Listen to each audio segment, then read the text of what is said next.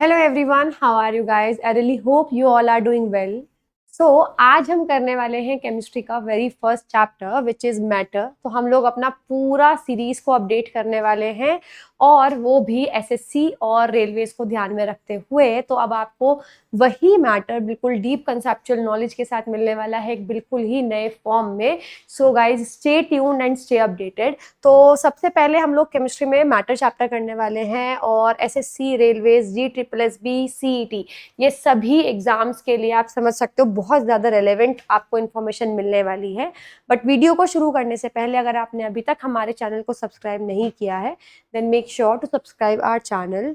Also आपको मैं बता दूं कि हम लोगों ने अभी बहुत ही एक superb combo test series launch की है जिसमें आप कह सकते हो कि सारे फुल लेंथ के mock, sectional mock, subject wise, topic wise, type wise हमने सारे के सारे अभी ये लॉन्च किए हैं। एंड गाइज बिलीव मी ये बहुत ही ज़्यादा अमेजिंग टेस्ट सीरीज है और वो भी बहुत ही आपको डिफरेंट डिफरेंट प्राइसेस में मिल जाएगी। सब्जेक्ट वाइज भी हैं, अगर आपको सारे कॉम्बो सीरीज चाहिए तो वो भी आपको मिल जाएगी। तो ये आप आज ही एप्लीकेशन को डाउनलोड करके आप ये बाय कर सकते हैं। इसी के साथ हमने यूट्यूब पर भी फ्री प्लेलिस्ट बना दी हैं जो अलग अलग सब्जेक्ट की प्लेलिस्ट हैं, जिसमें कंप्यूटर की सीरीज भी इन्वॉल्व हैं, क्रैश कोर्सेज भी इन्वॉल्व हैं, बैचेस भी जो हैं आपको अलग अलग इसमें दिख जाएंगे। और आप हमारे साथ हमारे टेलीग्राम चैनल पर भी जुड़ सकते हैं। जो आप टेलीग्राम पर @RB_S के नाम से आप सर्च करेंगे तो आपको हमारा चैनल दिख जाएगा। आप उसको ज्वाइन कर सकते हैं ताकि इन सभी एग्जाम से रिलेटेड जितने भी आपको प्रीवियस ईयर पेपर्स की कंपाइलेशन है वो आराम से फ्री ऑफ कॉस्ट आपको मिल जाए। इसी के साथ वेबसाइट की अगर मैं बात करूं तो वेबसाइट का लिंक भी हमने डिस्क्रिप्शन बॉक्स में दिया हुआ है। टेस्ट सीरीज के बारे में तो मैंने आपको बता ही दिया है जो ऐप पर है। इसी के साथ फ्री टेस्ट अवेलेबल है हमारी वेबसाइट पे, हजारों से भी ऊपर फ्री टेस्ट अवेलेबल है और हर संडे को भी एक फ्री लाइव टेस्ट कंडक्ट कराया जाता है जिसका एनालिसिस बाद में यूट्यूब पर दिया जाता है। और गाइज उसका रिकमेंडेशन और उसका जो फीडबैक आया है वो भी काफ़ी अच्छा है, सो आप उसको ज़रूर अटेम्प्ट कीजिएगा। इसी के साथ हमारे बैचेस की बात करूं तो ऑफिसर बैच जो बहुत ज़्यादा रिकमेंडेड बैच है जिसमें सारे सब्जेक्ट्स इन्वॉल्व हैं, सारी क्लासेस, स्टेनो की अगर आपको करनी है या AAO का आपका एग्जाम क्लियर होता है तो सारे आपको कंप्लीट एक वन स्टॉप सॉल्यूशन है हमारा ऑफिसर बैच, जो आप RB एप्लीकेशन को डाउनलोड करके आप आराम से आप वहाँ पर उसमें एनरोल कर सकते हो। तो सबसे पहला टॉपिक है आपका मैटर सी। मैटर होता क्या है? मैटर का मतलब होता है पदार्थ। सो बेसिकली इसकी डेफिनेशन क्या है कि जिस भी चीज में कोई द्रव्यमान होगा, यानी जिस भी चीज का कोई मास होगा और जिस भी चीज ने कुछ जगह घेर रखी होगी, आप उसको कहते हो कि ये कोई मैटर है, ये कोई पदार्थ है।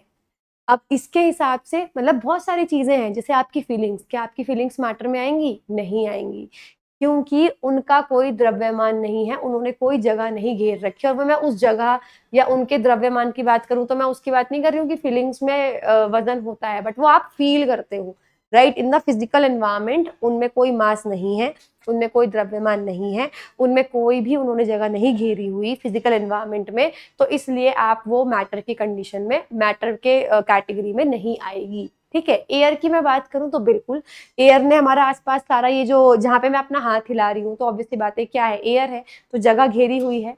और आपकी एयर में मास भी होता है, द्रव्यमान भी होता है। अब आप अगर ये कहोगे कि हमें तो भारी फील नहीं हो रहा, अगर मैं यहाँ खड़ी हूँ, मुझे कंधों के ऊपर मेरी हवा है ये, तो इस हवा का वजन या मास तो मेरे ऊपर नहीं पड़ रहा, मुझे तो भारी फील नहीं हो रहा। तो गाइस देखिए, अगर आपने अपना हाथ यहाँ रखा हुआ है और ये स्टेबल है इसी जगह पर, वो क्यों है? वो इसलिए है क्योंकि जो नीचे वाली हवा जो ऊपर की तरफ प्रेशर डाल रही है और जो ऊपर की हवा नीचे की तरफ प्रेशर डाल रही है वो बिल्कुल एक बराबर है। तो प्रेशर डालती है तभी हमारा हाथ ऐसे बीच हवा में स्टेबल है। समझ रहे हैं मेरी बात? तो प्रेशर, अगर मैं मैटर की बात करूं, anything anything which occupies space, यानी जो भी कोई स्थान घेरती है और उसमें द्रव्यमान होता है, आप उसको क्या कहते हो? पदार्थ कहते हो। उदाहरण के लिए हवा यानी एयर, वाटर पानी, शुगर यानी चीनी, शर्करा, CO2 गैस, ऑक्सीजन गैस, ये सारी ये फिजिकल एनवायरनमेंट में प्रेजेंट होती हैं, हवा के अंदर प्रेजेंट होती हैं। तो इनके अंदर ये जगह भी घेर रही है, इनके अंदर द्रव्यमान भी है। ठीक है, तो ये क्या है? आपका मैटर है।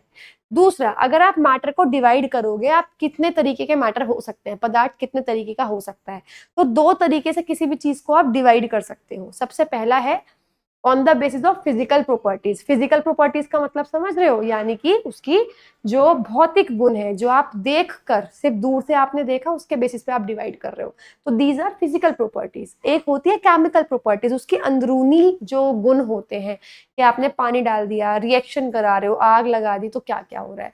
तो दो तरीके के होते हैं फिजिकल प्रॉपर्टीज के बेसिस पर, भौतिक गुणों के आधार पर तीन तरीके के होते हैं, सॉलिड, लिक्विड, गैस। ये ठीक है, सॉलिड, ठोस, लिक्विड, तरल, और गैस यानी कि गैस। और इस चैप्टर में आप इन्हीं तीन चीजों के बारे में पढ़ने वाले हो। और जो केमिस्ट्री का अगला चैप्टर है आपका, वो है आपका केमिकल प्रॉपर्टीज के बेसिस पे जब आप डिवाइड करते हो उनके ऊपर। तो केमिकल प्रॉपर्टीज के बेसिस पर, रासायनिक गुणों के आधार पर, ये तीन तरीके का होता है, एलिमेंट, कंपाउंड और मिक्सचर। या आप ये कह सकते हो प्योर और इम्प्योर, शुद्ध है या अशुद्ध है। तो शुद्ध की बात करूं तो एलिमेंट्स और कंपाउंड्स आते हैं, यानी तत्व और यौगिक आते हैं।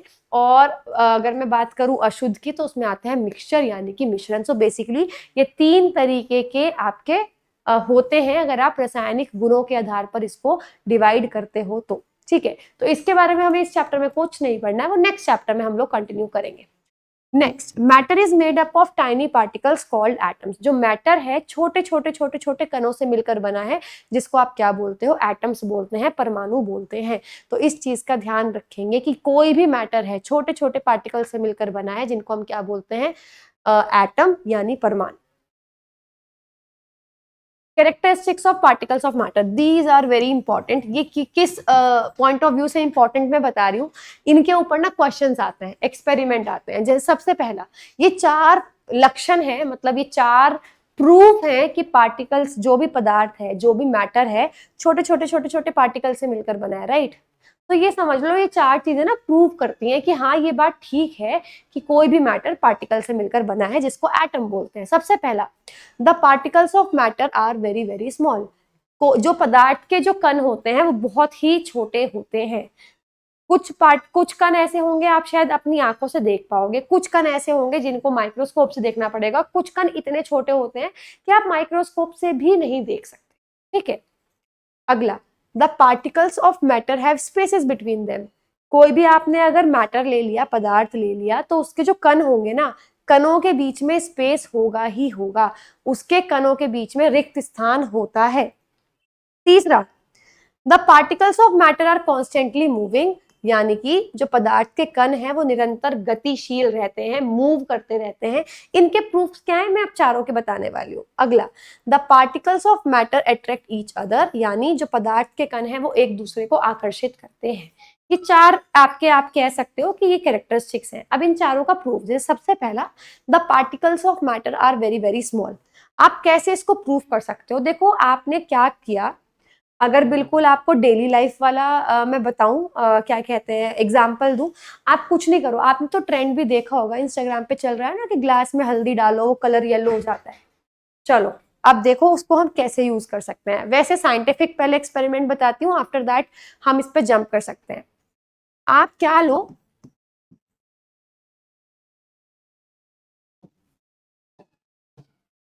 ठीक है, फिनोप्थलीन ले लिया आपने,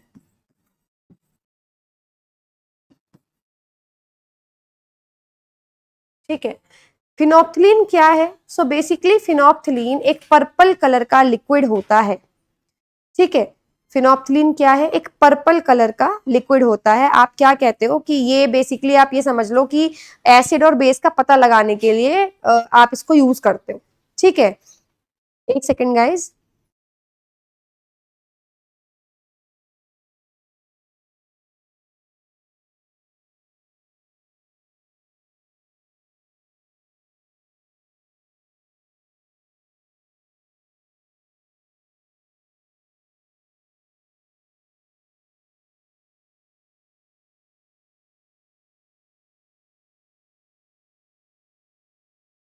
ये नॉर्मली ऐसे, ये नॉर्मली जो है कलरलेस होता है, लेकिन एसिड में ये पिंक कलर देता है। ठीक है, अब मैं आपको एक छोटा सा एग्जांपल देती हूँ।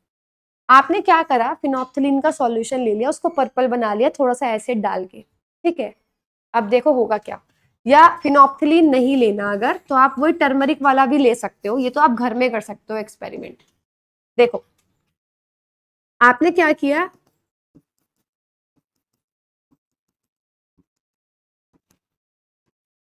ये 100 ml वाटर है, आप उसमें इसमें कुछ मत करो, इसमें 10 ml ये जो पर्पल कलर का फिनोप्थलीन का सॉल्यूशन लिया था, जिसमें आपने फिनोप्थलीन में थोड़ा सा एसिड मिलाया था ताकि वो पिंक कलर पर्पल कलर हो जाए, आपने इसमें 10 ml ये डाला, तो आप ये नोटिस करोगे ये पूरा का पूरा पानी पर्पल कलर का हो गया। तो इससे क्या पता लगा कि वो जो 10 ml वाला जो पानी होगा पर्पल कलर का, वो पूरे में फैल गया। तो यहीं से आपको कुछ चीजें पता लगी, जैसे पार्टिकल्स जो हैं वो मूव करते हैं, मूव किया तभी वो पूरे का कलर उसने पर्पल किया। दूसरा, वो बहुत छोटे होते हैं तभी वो अंदर घुस गए इसके अंदर। तीसरा, कि ये कॉन्स्टेंटली मूव करते रहते हैं, वही मूविंग वाला आ गया। अब आप क्या करोगे, चलो अब आपने फिर से एक और कंटेनर लिया, इसमें 90 ml पानी लिया और यहां से 10 ml इसमें डाल दिया। तो अब आप समझ रहे हो, यहाँ तो जो कलर आ रहा था आ ही रहा था, अब यहाँ पे और हल्का सा फेडेड पर्पल कलर आ गया, यानी इसमें जो 10 ml प्योर आपने इसका लिक्विड लिया था वो 10 ml पूरे में फैल गया, तो डार्क पर्पल कलर आया, डार्क पिंक कलर आया। अब आपने इसका 10 ml इसके अंदर डाल दिया, तो इसके ये भी पूरा का पूरा पानी पर्पल हो गया। क्यों हो गया, क्योंकि उसके पार्टिकल्स जो इसके वाले पार्टिकल्स थे, और जो आपने इसमें से पार्टिकल्स लिए होंगे उसमें सिर्फ कलर नहीं आएगा, उसमें पानी भी होगा, लेकिन वो पार्टिकल्स इस पूरे में फैल गए और ये भी पर्पल हो गया। आप प्रोसेस रिपीट करो, 90 ml पानी और ले लो, फिर इसका 10 ml डाल दो, फिर 90 ml पानी और ले लो, इसका 10 ml और डाल दो, तो कम से कम भी 5 से 6 बारी तक पानी पर्पल ही होता हुआ दिखाई देगा, लाइट पिंक होगा, फिर धीरे धीरे धीरे धीरे वो बिल्कुल ट्रांसपेरेंट ही रहेगा, क्योंकि पार्टिकल्स इतने छोटे हैं कि अब वो आने ही बंद हो जाएंगे। तो यहां से पता लगता है कि particles are very very small. और दूसरा, वो पार्टिकल्स मूव करते हैं, दे मूव कॉन्स्टेंटली, वो लगातार मूव करते हैं। अगर वो मूव नहीं करते तो वो इतने पूरे को कैसे कलर करते, पर्पल कलर का वो कैसे होने देते, आप समझ रहे हो। क्योंकि अगर आप डाल रहे हो, आपने सिर्फ इतने पोर्शन में वो कलर डाला तो इसमें पर्पल होता अगर वो नहीं फैलते, पर वो पूरा पानी पूरे में फैल गया, और इस वजह से क्या हुआ कि पूरा का पूरा पानी जो ये आपने लिया था 90 ml, वो क्या हो गया, पर्पल कलर का हो गया। चलो, इसी के अलावा अगर मैं बात करूं, इसके कुछ और एग्जाम्पल्स भी हैं, बहुत इंपॉर्टेंट है, ध्यान से समझना। जैसे सबसे पहला, there is no change in volume of water on dissolving sugar in water. आपने एक ग्लास लिया पानी, अब आप उसमें 1 चम्मच चीनी घोल रहे हो, तो क्या पानी की वॉल्यूम बढ़ेगी, वो क्या पानी जो है वो ग्लास के बाहर आपका निकल जाएगा, नहीं निकलेगा। ध्यान रखना, अगर आप 1 ग्लास पानी में चीनी आप घोल रहे हो तो वो पानी बाहर नहीं निकलेगा। क्यों नहीं निकलेगा, वो इसलिए नहीं निकलेगा क्योंकि particles of matter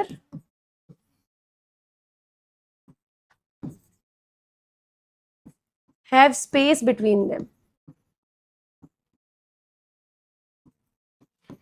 जो पदार्थ के कण हैं उनके बीच में छिद्र होते हैं, उनके बीच में जगह होती है, ठीक है। जो पार्टिकल्स हैं वो सटे हुए नहीं होते, उनके बीच में कुछ ना कुछ जगह होगी ही होगी। तो वो शुगर कहाँ जाती है जो आप घोलते हो, वो उन जगहों में चली जाती है, इसलिए उसकी वॉल्यूम नहीं बढ़ती। अच्छा, क्वेश्चन कैसे आता है इसका, किसी भी फील्ड में ले लो, कि ये बताओ कि पानी में चीनी घोलने पर, on dissolving sugar in water the volume of water does not rise, जो पानी का आयतन है वो नहीं बढ़ता, वाई, इसका रीजन बताओ। तो इसका रीजन क्या है, the whole reason is the particles of water have space between them. जो पानी के कण हैं उनके बीच में जगह होती है, क्योंकि ये कैरेक्टरिस्टिक्स थी ना, 4 कैरेक्टरिस्टिक्स पढ़ी थी ना। एक तो पार्टिकल्स बहुत छोटे होते हैं, उनके बीच में जगह होती है, उनके वो कॉन्स्टेंटली मूव करते रहते हैं, वो एक दूसरे को आकर्षित करते हैं। ये 4 पॉइंट्स थे, तो इन्हीं चारों के ऊपर पूरी फर्स्ट चैप्टर बेस्ड है। चलो अगला, we can move our hand through air. हम अपना हाथ हवा के बीच में से ऐसे हिला सकते हैं, क्यों। अब इसका रीजन क्या है कि हवा जो है वो गैस है, इसके पार्टिकल्स के बीच में अट्रैक्शन तो होती है ना, आपने चौथा लक्षण यही पढ़ा था ना, the particles of matter have attraction between them, have attraction force between them, कि जो लक्षण जो गुण जो आपके पदार्थ के कण हैं उनके बीच में अट्रैक्शन फोर्स है। लेकिन ये गैस के बीच में अट्रैक्शन इतनी वीक है कि हम अपना हाथ आराम से निकाल सकते हैं। अगर स्ट्रॉन्ग अट्रैक्शन फोर्स है दो कणों के बीच में तो आप इनके बीच में से अपना हाथ नहीं निकाल सकते, लेकिन क्योंकि गैस के पार्टिकल्स के बीच में इतना कम अट्रैक्शन है, इतना कम आकर्षण है, आप आराम से अपना हाथ कहीं भी हवा में घुमा सकते हो, सिंपल। तो इसका रीजन क्या होगी, और इस लेकिन आप लकड़ी के बीच में से नहीं घुमा सकते कि एक मैंने ये पेन ले लिया, चलो लकड़ी की जगह पेन ले लिया, मैं अपना हाथ बीच में से निकालना चाहूं, मैं नहीं निकाल सकती। क्यों? क्योंकि इसके जो कण है उनके बीच में अट्रैक्शन फोर्स स्ट्रॉन्ग है, वो मुझे जगह ही नहीं दे रहे अंदर जाने की। तो इसका रीजन क्या है? एयर वाले का, हवा वाले का वीक अट्रैक्शन फोर्स। ठीक है। It is easy to break a piece of chalk in smaller pieces, इसका रीजन भी यही है। चौक ले लिया, चौक को आपने ऐसे करके तोड़ दोगे दो पीस में, कैसे टूट जाएगी? क्योंकि उसके बीच में आकर्षण, जो उसके पदार्थ के जो कण है, जो उसके पार्टिकल्स हैं, उनके बीच में अट्रैक्शन फोर्स इतनी कम है, हल्का सा हम फोर्स लगाएंगे वो अट्रैक्शन फोर्स टूट जाएगी और वो अलग अलग चौक के दो पीस आप बना दोगे। तो ये सारे पॉइंट्स किस बेसिस पर है? कैरेक्टरिस्टिक्स के ऊपर ही बेस्ड है।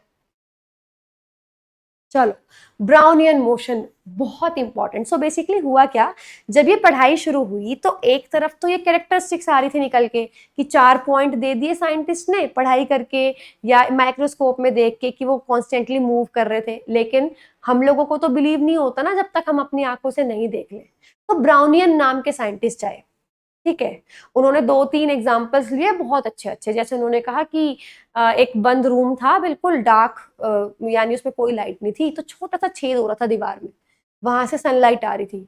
तो उन्होंने कहा कि आप ना उस पर ध्यान देना। ये ऐसा है कि आप अपने घरों में भी ध्यान दे सकते हो, कहीं से भी, खिड़की के थ्रू या कहीं से भी, अगर सनलाइट आ रही है तो आपको उसमें ना पार्टिकल्स हिलते हुए दिखाई देंगे, ठीक है।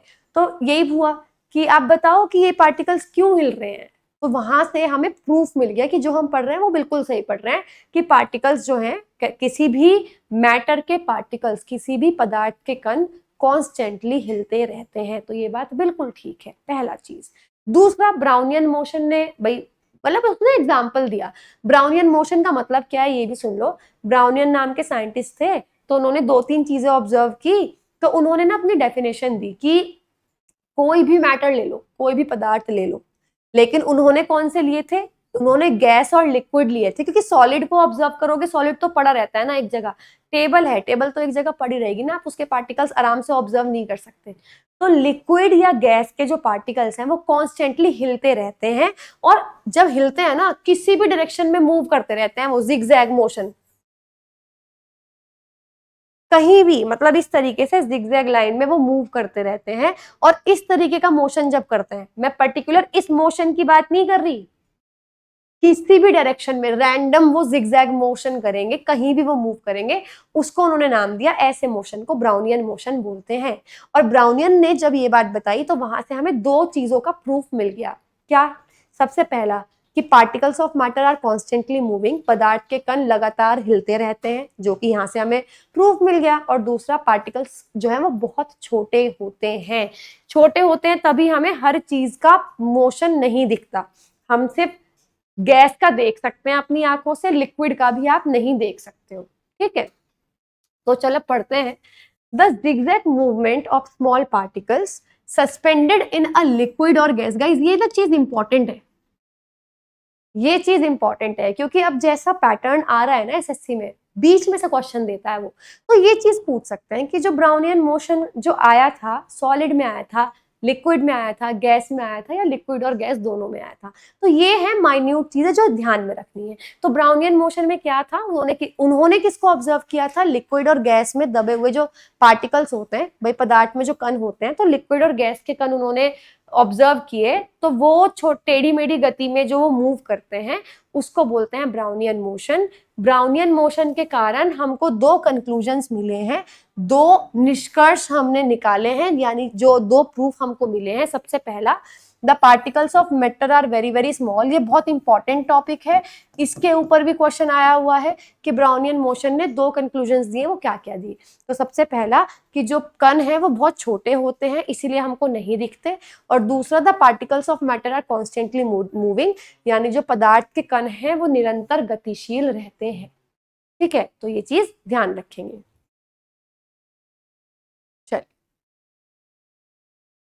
अच्छा, और पता है ब्राउनियन मोशन पे एक और क्वेश्चन मुझे याद है आया था, the zigzag movement of particles suspended in solid और liquid are called, in liquid और गैस इज कॉल्ड। जो zigzag मूवमेंट होता है या रैंडम मूवमेंट होता है लिक्विड या गैस के पार्टिकल्स को, तो उसको क्या बोलते हैं? ऐसा क्वेश्चन भी आ रखा है डायरेक्ट, जो डेफिनेशन से आया है। एनीवेज चलिए, अब हम बात करते हैं, हम मैटर को क्लासिफाई कर रहे हैं, पदार्थ का वर्गीकरण कर रहे हैं on the basis of physical properties, बहुत एक गुणों के आधार पे। तो अभी आपने पढ़ा 3 तरीके से कर सकते हैं, सॉलिड, लिक्विड, गैस। लेकिन अब हम क्या कर रहे हैं, अब हम साइंटिफिक वाली अप्रोच से हम करेंगे। आपको पता है तीनों ही पदार्थों में कण होंगे, पार्टिकल्स होंगे, तीनों ही सब्सटेंसेस में, तीनों मैटर में, सॉलिड, लिक्विड, गैस में पार्टिकल्स तो होंगे। तो हम पार्टिकल्स पे पढ़ाई करेंगे। अब सॉलिड की मैं बात करूं तो पार्टिकल्स ऐसे होते हैं, लिक्विड की बात करूं पार्टिकल्स ऐसे होते हैं, गैस की बात करूं तो पार्टिकल्स ऐसे होते हैं। दिस इज सॉलिड, पार्टिकल्स बिल्कुल क्लोजली पैक्ड है, बिल्कुल पास पास है, अट्रैक्शन फोर्स बहुत ज्यादा है, बिल्कुल चिपके हुए। दिस इज लिक्विड, बीच में स्पेस आपको दिखाई दे सकता है, तो पार्टिकल्स के बीच में थोड़ा सा स्पेस होता है, वो अट्रैक्शन फोर्स है, बट इनसे तो कम ही अट्रैक्शन फोर्स है, तभी बीच में स्पेस आया है। फिर मैं बात कर रही हूँ गैस की, ये मस्त मौला है, इनको कोई मतलब नहीं है किसी भी चीज से, इनको कुछ नहीं करना, ये बेचारे इनको अट्रैक्शन फोर्स ना के बराबर है, आराम से मूवमेंट करते हैं इधर उधर। इनके बीच में आप हाथ फेर लो, आप इसके बीच में भी एक बार को अपना हाथ फेर सकते हो, पानी में अपना हाथ निकाल सकते हो ना, इसमें आप नहीं कर सकते। ठीक है, अगर मैं बात करने लगूं टेबल के बीच में से ऐसे हाथ निकालने की, कराटे की तरह मारने की नहीं, हाथ सिर्फ निकालने की, that is any how not possible. चलो अब हम बात कर रहे हैं, मैं एक एक की बात करूंगी बजाय तीनों को एक साथ पढ़ाने की। बात करते हैं सबसे पहले सॉलिड्स की। तो सबसे पहला point, solids have a fixed shape. ठीक है, एक सेकेंड गाइज।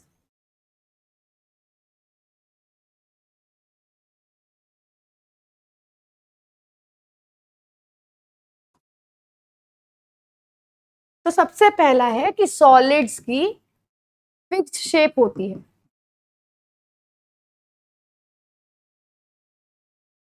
ठीक है, यानी एक निश्चित आकार होता है। तो ऐसा क्यों है, आपको मैं सारे सॉलिड के पॉइंट्स लिख के बताऊंगी, और सबका ना एक ही रीजन है। भाई सॉलिड में ना पार्टिकल्स कैसे होते हैं, सबका ना रीजन लगभग लगभग एक ही होगा।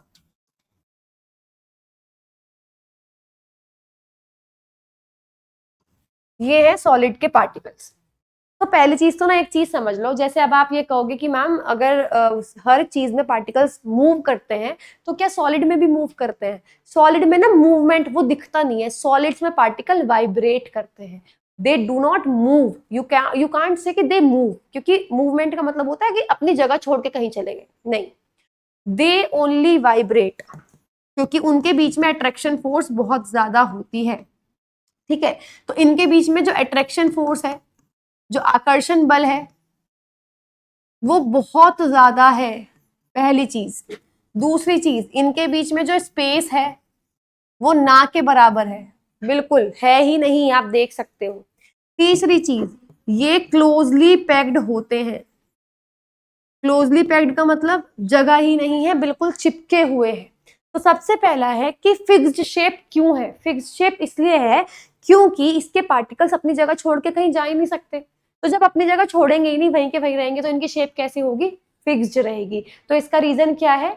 It is because the particles of solid are closely packed, मतलब वो क्लोजली पैक्ड है। यही सारे पॉइंट्स आएंगे सब में, बस फर्क क्या है, आप कौन से पॉइंट को आगे रख रहे हो। और ये तो बिल्कुल ना के बराबर आएगा वाइब्रेट वाला। देखो अब क्या है, आप इसका आंसर क्या दोगे? तो पहले हिंदी में बताती हूँ। आप ये बोलोगे कि सॉलिड के पार्टिकल्स अपनी जगह पे फिक्स्ड रहते हैं, और या आप ये कह सकते हो कि पार्टिकल्स बिल्कुल पास पास पैक हो रखे हैं, और उनके बीच में अट्रैक्शन फोर्स इतनी ज्यादा है कि वो अपनी जगह छोड़ के कहीं जा ही नहीं सकते। तो शेप कैसे चेंज होगी? तो it is because the particles of solid are closely packed and they have very high force of attraction between them. This is why they cannot leave their position and hence they have a fixed shape. कि वो अपनी position छोड़ के जा नहीं सकते, इसलिए उनकी शेप कैसी होती है? फिक्स। तो ये हो गई उसकी पहली प्रॉपर्टी। दूसरी प्रॉपर्टी है कि उनकी फिक्स्ड वॉल्यूम होती है। ठीक है,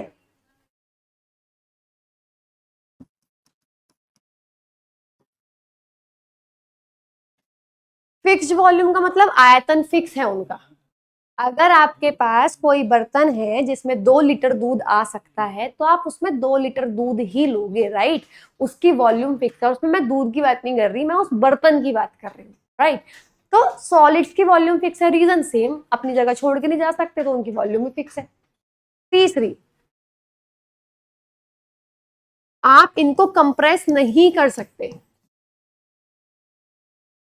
कंप्रेस नहीं कर सकते का मतलब, कंप्रेस नहीं कर सकते का मतलब होता है कि अगर आप दबाओगे तो शेप चेंज कर लेंगे।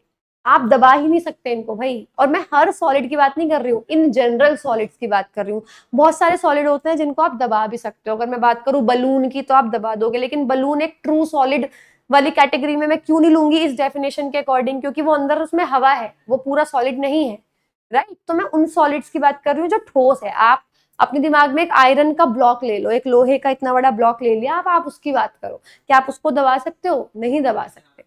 इसके अलावा इनके पार्टिकल्स के पास काइनेटिक एनर्जी भी नेग्लिजिबल होती है, ना के बराबर।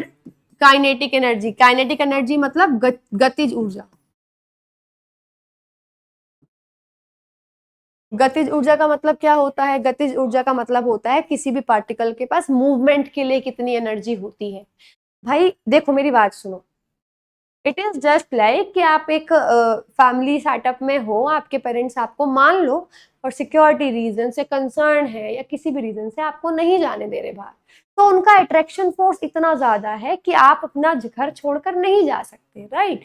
तो आपके पास बाहर जाने की एनर्जी नहीं है। क्यों नहीं है? क्योंकि अट्रैक्शन फोर्स इतनी ज्यादा है कि आप उनको उनके बराबर वाली जगह छोड़ के जा ही नहीं सकते। सो इनके पास इतनी स्ट्रॉन्ग अट्रैक्शन फोर्स है, सॉरी एक पॉइंट मिस हो गया था कि इनके पास काइनेटिक एनर्जी बहुत ही कम है, ना के बराबर है, सिर्फ वाइब्रेट होते हैं, मूव भी नहीं करते। तो ये आ गया कि काइनेटिक एनर्जी इनके पार्टिकल्स के पास जो है वो नेग्लिजिबल होती है। इनकी डेंसिटी यानी घनत्व बहुत ज्यादा है। डेंसिटी का मतलब है कितनी जगह पे कितना सामान रख सकते हो।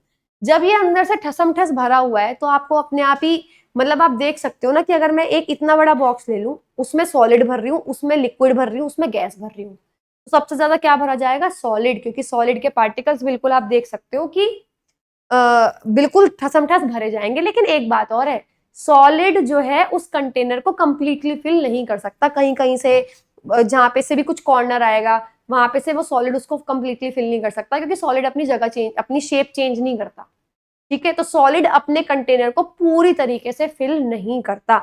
छोटा सा एग्जांपल, आपने कोई एक बॉक्स ले लिया, उसमें आप कैंडीज भर रहे हो, कैंडी तो सॉलिड ही है ना, तो क्या वो कैंडीज से आप ऊपर तक आपने बॉक्स फिल कर दिया, पर इसका मतलब ये नहीं है वो पूरा फिल हो गया। उसमें कहीं कहीं आपको स्पेस दिखाई देगा, हवा दिखाई देगी। क्यों? क्योंकि कैंडी ऐसा थोड़ी ना है कहीं मुड़ के अपने आप एडजस्ट कर लेगी, शेप चेंज नहीं हो सकती।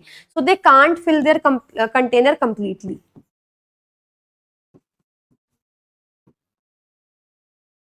कांट फिल द कंटेनर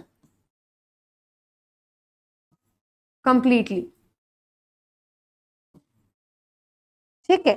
तो ये कुछ पॉइंट्स हैं। जैसे सबसे पहला, सॉलिड्स की शेप फिक्स है, उनकी जो शेप है वो बिल्कुल फिक्स है, उनकी वॉल्यूम बिल्कुल फिक्स है। कंप्रेसिबिलिटी की बात करूं तो सॉलिड्स को आप कंप्रेस नहीं कर सकते, उनको नहीं दबा सकते, उनकी डेंसिटी हाई होती है। सॉलिड्स डू नॉट फ्लो, वो बहते नहीं है। कैसे बहेंगे भाई? बहने के लिए एक पार्टिकल को अपनी जगह छोड़ के आगे जाना पड़ेगा। उनमें अट्रैक्शन फोर्स इतनी ज्यादा है, वो अपनी जगह ही नहीं छोड़ सकते, सिंपल। वो अपने कंटेनर को पूरी तरीके से फिल नहीं कर सकते। अब उनके जो पार्टिकल्स हैं उनके पास काइनेटिक एनर्जी बहुत कम है, और सॉलिड्स रिजिड होते हैं, यानी कि उनकी शेप बिल्कुल फिक्स होती है, वो शेप नहीं बदल सकते। हिंदी में भी सेम लिखा हुआ है कि उनका निश्चित आकार है, ठीक है। उनका एक निश्चित आयतन होता है, उनको संकुचित नहीं कर सकते, यानी कि संपीड़ित, उनको दबा के नहीं, आप कंप्रेस नहीं कर सकते। उनका घनत्व अधिक होता है, वो प्रवाहित नहीं होते, वो अपने पात्र को पूरा नहीं भरते, उनके कणों की गतिज ऊर्जा कम होती है, और वो कठोर होते हैं। तो इन सब का रीजन क्या है? एक ही रीजन है, and the reason being the attraction force is too high. जो उनके बीच का आकर्षण वाला है वो बहुत ज्यादा है, पार्टिकल्स के पास इतनी लिबर्टी नहीं है कि वो घर छोड़ के चले जाए। अब बात करते हैं लिक्विड्स की, चलो, ठीक है। देखो ये तो सॉलिड थे, मैं अगर बात कर रही हूँ ना लिक्विड की, आपको एक चीज बता देती हूँ, लिक्विड के पार्टिकल्स कैसे होते हैं?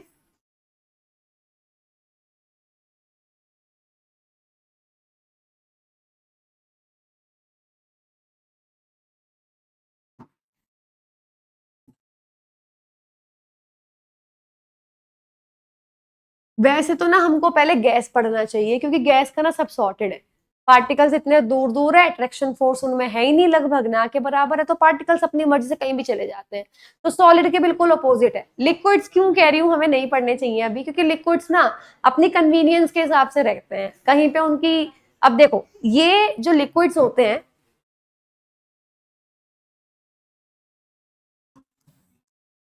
सबसे पहली चीज इनकी शेप फिक्स नहीं होती,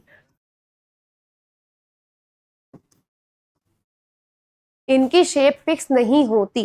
गाइज एक सेकेंड प्लीज, आप रुकेंगे?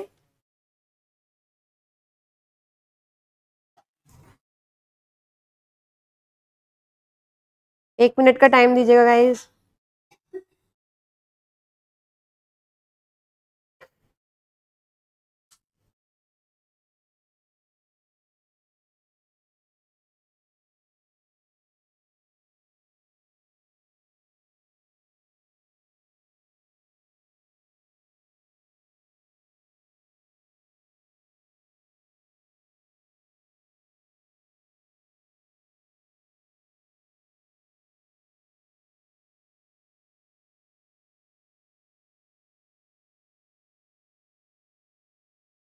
देखो, तो इनकी शेप फिक्स नहीं होती। क्यों फिक्स नहीं होती? आपने पानी भरा, जग में भर लिया तो जग की शेप आ गई, उस पानी को आपने किसी और भिगोने में डाल दिया, वो भिगोने की शेप ले लेगा, आपने किसी और फ्राइंग पैन में डाल दिया, वो फ्राइंग पैन की शेप ले लेगा। तो शेप फिक्स क्यों नहीं होती? देखो, अब मेन रीजन ये है कि ये अपनी कन्वीनियंस के हिसाब से काम करते हैं। इनकी जो प्रॉपर्टीज है सारी सॉलिड और लिक्विड के बिल्कुल बीच में है। सॉलिड में अट्रैक्शन फोर्स बहुत ज्यादा है, लिक्विड में बिल्कुल कम है, ठीक है। तो गैस में इंटरमीडिएट है, ना तो उनमें स्ट्रॉन्ग है ना उनमें वीक है। ये कह सकती हूँ कि ना तो उनमें इतनी स्ट्रॉन्ग फोर्स है कि पार्टिकल्स मूव ही नहीं करेंगे, ना उनमें इतनी वीक फोर्स है कि पार्टिकल्स इतनी दूर चले जाएंगे कि उनको पार्टिकल्स का ही नहीं पता। तो इसलिए क्या होता है कि अगर मैं बात करूं इनमें अट्रैक्शन फोर्स की,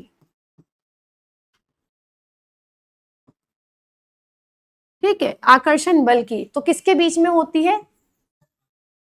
सॉलिड्स और गैस के बीच में होती है। सॉरी, मैंने एक चीज गलती लगा दी, सॉलिड्स में सबसे ज्यादा, फिर लिक्विड्स में, और फिर गैस, ठीक है। सेम ऐसे ही अगर मैं बात करूं मूवमेंट, तो इनमें मूवमेंट सॉलिड से ज्यादा होता है, लिक्विड से कम होता है। तो हम जब भी लिक्विड से रिलेटेड कोई क्वेश्चन आता है ना, तो हम पहले ये देखते हैं कि इन्होंने कंपैरिजन किससे करा। अगर कंपैरिजन करा है लिक्विड का सॉलिड से, तो हम बता देंगे कि सॉलिड के कंपैरिजन में इसकी वो प्रॉपर्टी कम है। अगर इन्होंने कंपैरिजन किया गैस से, तो हम बता देंगे गैस के कंपैरिजन में इसकी में ये चीज ज्यादा है। मतलब क्या है? अब देखो, क्वेश्चन आ गया इसकी शेप फिक्स क्यों नहीं है। तो शेप फिक्स क्यों नहीं है, यानी सॉलिड से कंपेयर कर रहे हैं ना, सॉलिड में शेप फिक्स होती है। तो शेप फिक्स इसलिए नहीं है क्योंकि इनके बीच में अट्रैक्शन फोर्स वीक होती है, सॉलिड से कंपेयर कर रहे हैं, राइट। तो इनके बीच में अट्रैक्शन फोर्स वीक होती है, तो इसके पार्टिकल्स अपनी जगह छोड़ के they can leave their position, वो अपनी जगह छोड़ के चले जाते हैं, तो उनकी शेप चेंज हो जाती है। अगला, इनकी वॉल्यूम फिक्स होती है, पर आयतन इनका बिल्कुल फिक्स है। अगर आपने 2 लीटर दूध लिया है, आप किसी भी बर्तन में डाल दो, वो 2 लीटर ही रहेगा, राइट। शेप ही फिक्स नहीं है, वॉल्यूम बिल्कुल फिक्स है। तो वॉल्यूम क्यों फिक्स है? क्योंकि पार्टिकल्स जो है उनमें, आप अब यहाँ पे आ गया कि उनके पार्टिकल्स के बीच में अट्रैक्शन फोर्स गैस के कंपैरिजन में ज्यादा होती है, तो वो दूर जा सकते हैं, पर इतनी दूर नहीं कि वो कंटेनर छोड़कर चले गए, रहेंगे बिल्कुल आसपास। आप ये समझ सकते हो कि देखो कैसे आप समझोगे, सॉलिड है तो सॉलिड सिर्फ यहां से यहां तक जा सकता है, ठीक है, उसकी लिमिट फिक्स है। लिक्विड है, लिक्विड की भी लिमिट फिक्स है कि अगर वो यहाँ खड़ा है तो वो बिल्कुल यहां तक जा सकता है, राइट। गैस की लिमिट नहीं है, वो कहीं भी जा सकता है। तो अब देखो, वॉल्यूम की जो है, लिक्विड की वॉल्यूम फिक्स होती है। तीसरी चीज, इसके पार्टिकल्स के पास काइनेटिक एनर्जी होती है सॉलिड और गैस के बीच में। ठीक है, तो मॉडरेट काइनेटिक एनर्जी होती है, ये पार्टिकल्स मूव कर सकते हैं, अपनी जगह भी छोड़ सकते हैं। तीसरी चीज, क्या आप इसको कंप्रेस कर सकते हो? नहीं, इनको इतना ज्यादा कंप्रेस नहीं कर सकते। अगर आप ये सोच रहे हो कि आपने एक बकेट भरी पानी से आप हाथ से पानी दबाओगे तो आपके हाथ ही पानी में चले जाएंगे, ठीक है, आपका वो पानी कंप्रेस होके नीचे नहीं चला जाएगा। तो आप इनको भी कंप्रेस इतना नहीं कर सकते। दूसरा, क्या ये अपने कंटेनर को पूरी तरीके से फिल कर सकते हैं? आपको पता है पूरी तरीके से फिल करने का मतलब क्या है? पूरी तरीके से फिल करने का मतलब ये है कि अगर मेरा ये कंटेनर है ना, तो जो भी चीज आप भर रहे हो वो इसकी ब्रिम टच करे, ऊपर वाली, ये ब्रिम टच करे, ऊपर का किनारा टच करे, ये होता है पूरी तरीके से भरना। पर जब भी आप लिक्विड को अगर आप फिल करोगे किसी कंटेनर में, तो आप पता कहां तक करोगे? आप करोगे यहां तक। अगर कर भी दिया तो वो भी जरूरी नहीं है।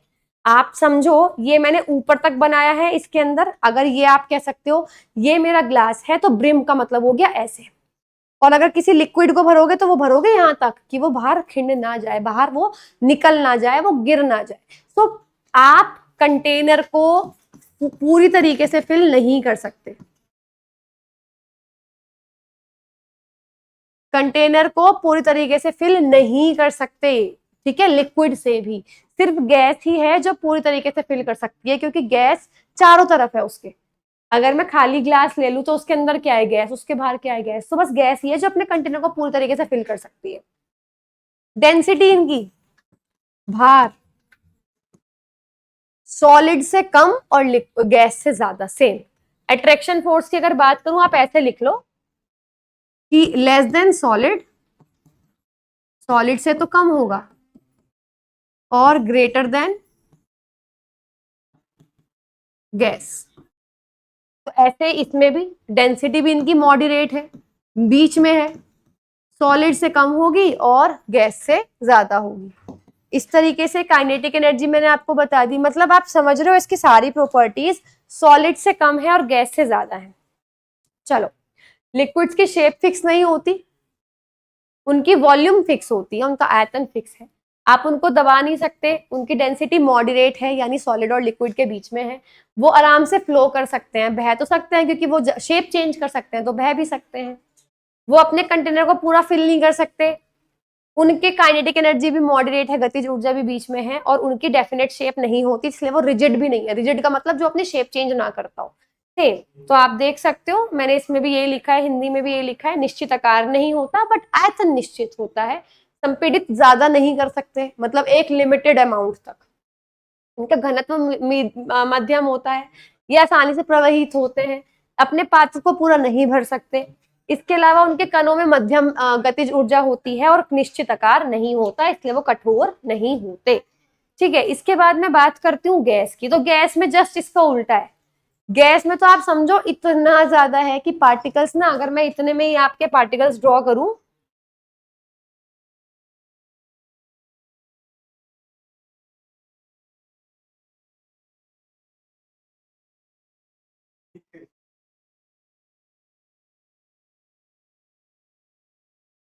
ये बस इतने ज्यादा लेस अट्रैक्शन फोर्स है इनमें। अट्रैक्शन फोर्स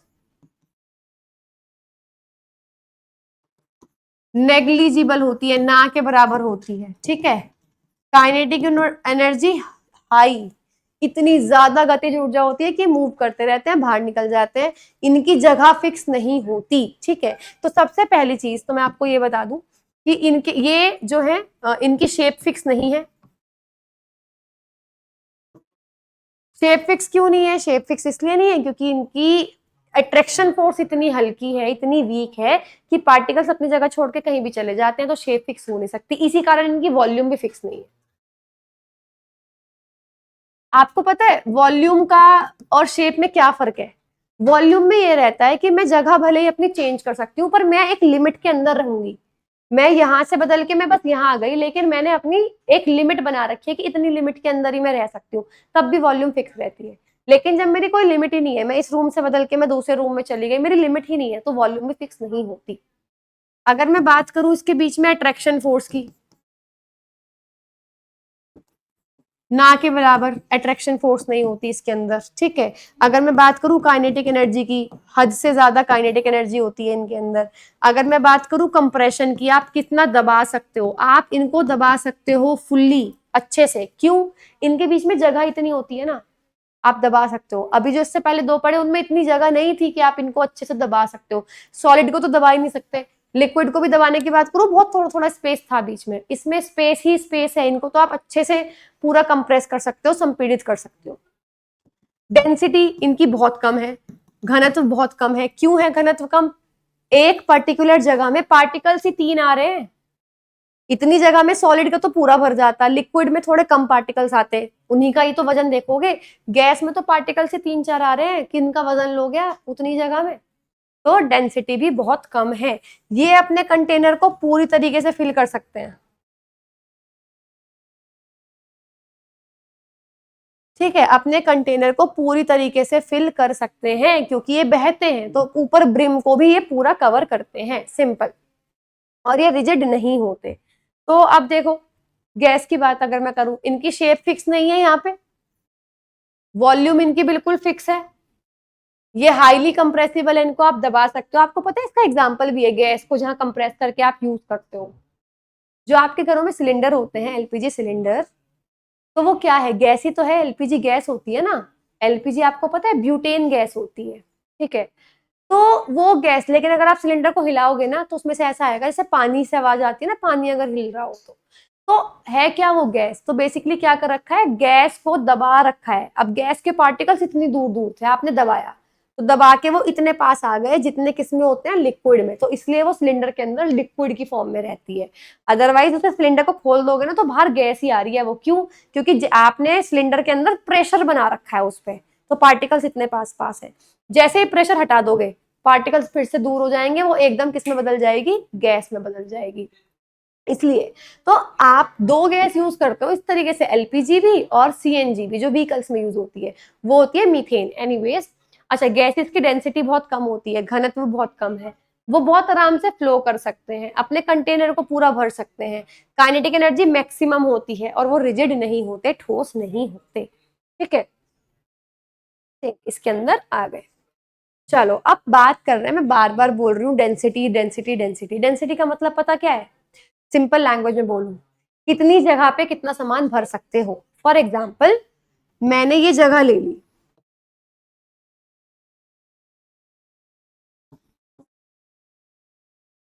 एक में भरना है मुझे सॉलिड, एक में भरना है लिक्विड, एक में भरना है मुझे गैस। तो जगह तो फिक्स हो गई, तीनों की बराबर बराबर ली है, तो सॉलिड के पार्टिकल्स तो बिल्कुल चिपके हुए आएंगे। तो इतनी ही जगह में कितने पार्टिकल्स आ रहे हैं? इतनी ही जगह में 16 पार्टिकल्स आए। अगर लिक्विड की बात करूं,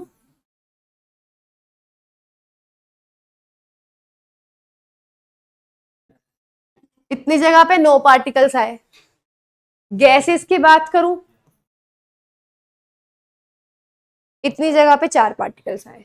तो अगर आप अब इनका वेट देखोगे, मास देखोगे, द्रव्यमान देखोगे, किसका ज्यादा आएगा? सॉलिड का आएगा ना ज्यादा। तो डेंसिटी सॉलिड्स की सबसे ज्यादा होती है, फिर लिक्विड की होती है, और फिर गैस की होती है। डेंसिटी का मतलब क्या है? कितनी जगह पे कितना सामान भर सकते हो, मास अपॉन वॉल्यूम, कितनी वॉल्यूम में कितना द्रव्यमान आप भर सकते हो। तो डेंसिटी यानी घनत्व का फॉर्मूला होता है द्रव्यमान बटे आयतन।